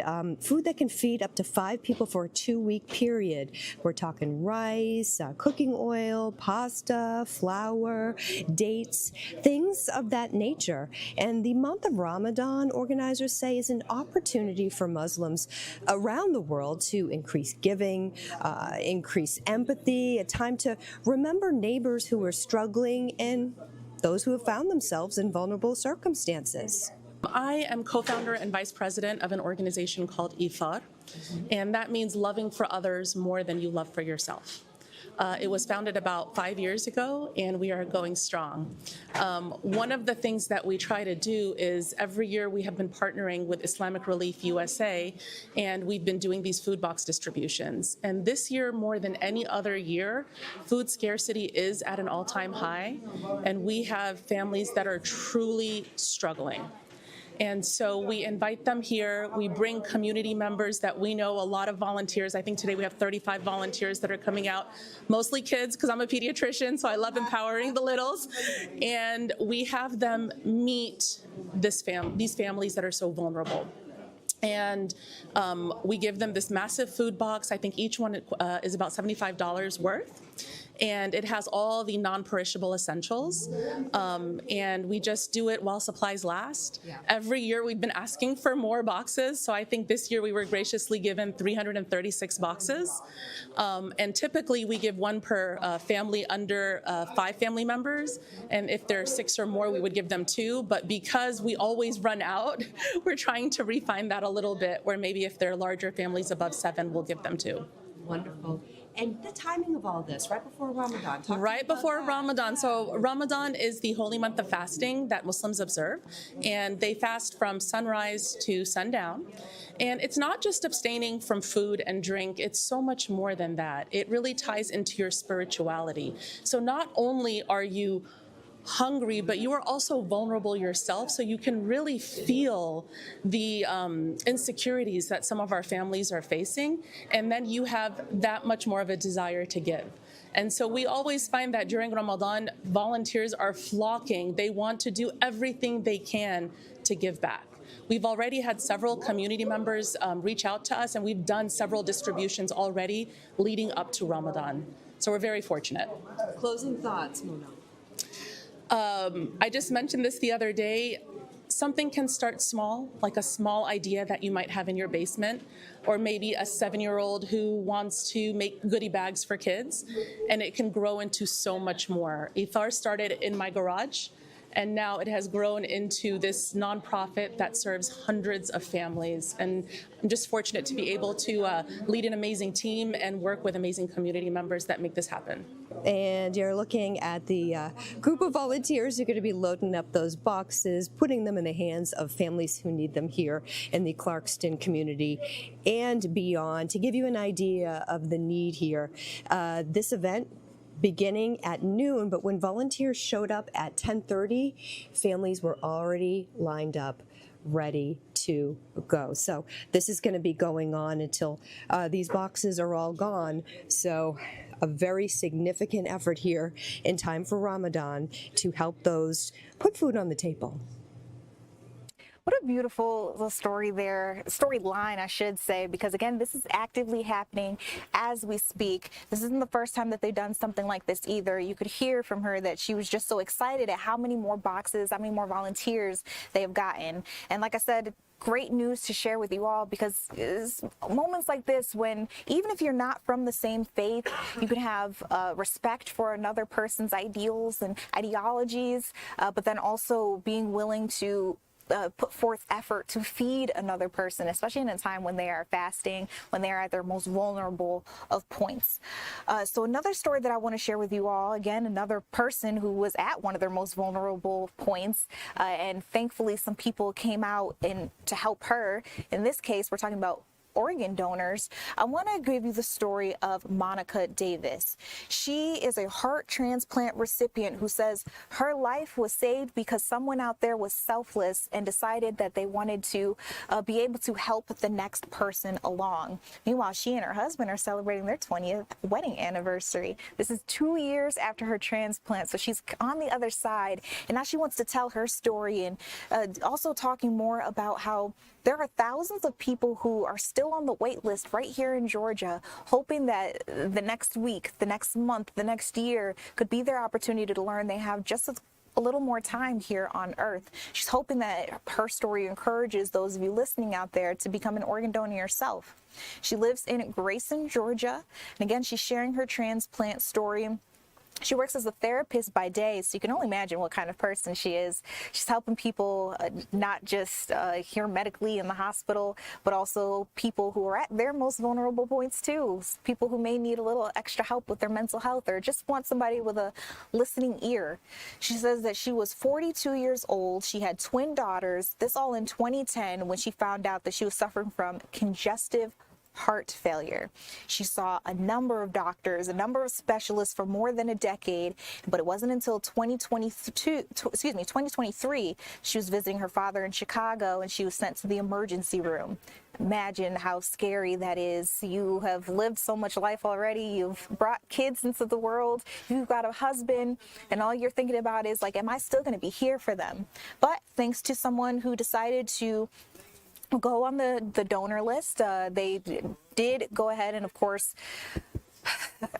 through a number of different ways, they were able to give her their heart. And because of that, I mean, it's such a special story, especially after Valentine's Day. She's here living, breathing to tell her story, hoping that she can encourage one of you all. According to Lifelink of Georgia, there are about 3,000 people who are on the organ wait list here in Georgia. So it's only a matter of time before, something or another could happen. So if you would like to register to become an organ donor, we've got some more information on our website. We also have more on her story. You'll be able to listen in to what she had to say about her case as well. All right, let's move on into some sports stories. If you've been keeping your eye on the 2026 Winter Olympics, there is only one Georgian competing, and this is really big news, so I want to make sure we all know how we can support American bobsledder Alana Myers-Taylor. She's set to compete in her 5th Olympic Games when she races at the 2026 Winter Olympics, and she'll be taking place in that competition for bobsledding today through Saturday, February 20th. Excuse me. Wow. Dates. Today through February 22nd. So women's monobob is today. There's also another competition, another chance for her February 16th. And then there's the 2 women bobsled race that happens February 20th. And then there's another chance February 21st. Myers-Taylor made her Olympic debut in Vancouver back in 2010. Then she won a bronze in the 2-woman event. She's hoping that 2026 is the year to bring home the gold. So again, if you'd like to watch her, she is competing today. She'll also be competing tomorrow, and then she's got a couple of other races, February 20th and the 21st. Can tell you she holds the title of most decorated Black Winter Olympian. We got some winners here in the Peach State. All right, and last but not least, you know that today is the day to watch the Daytona 500. They bumped up their start time to 1:30 p.m. because we know the weather isn't great. And as we were talking to our meteorologist, Alex Forbes, that may not have been enough.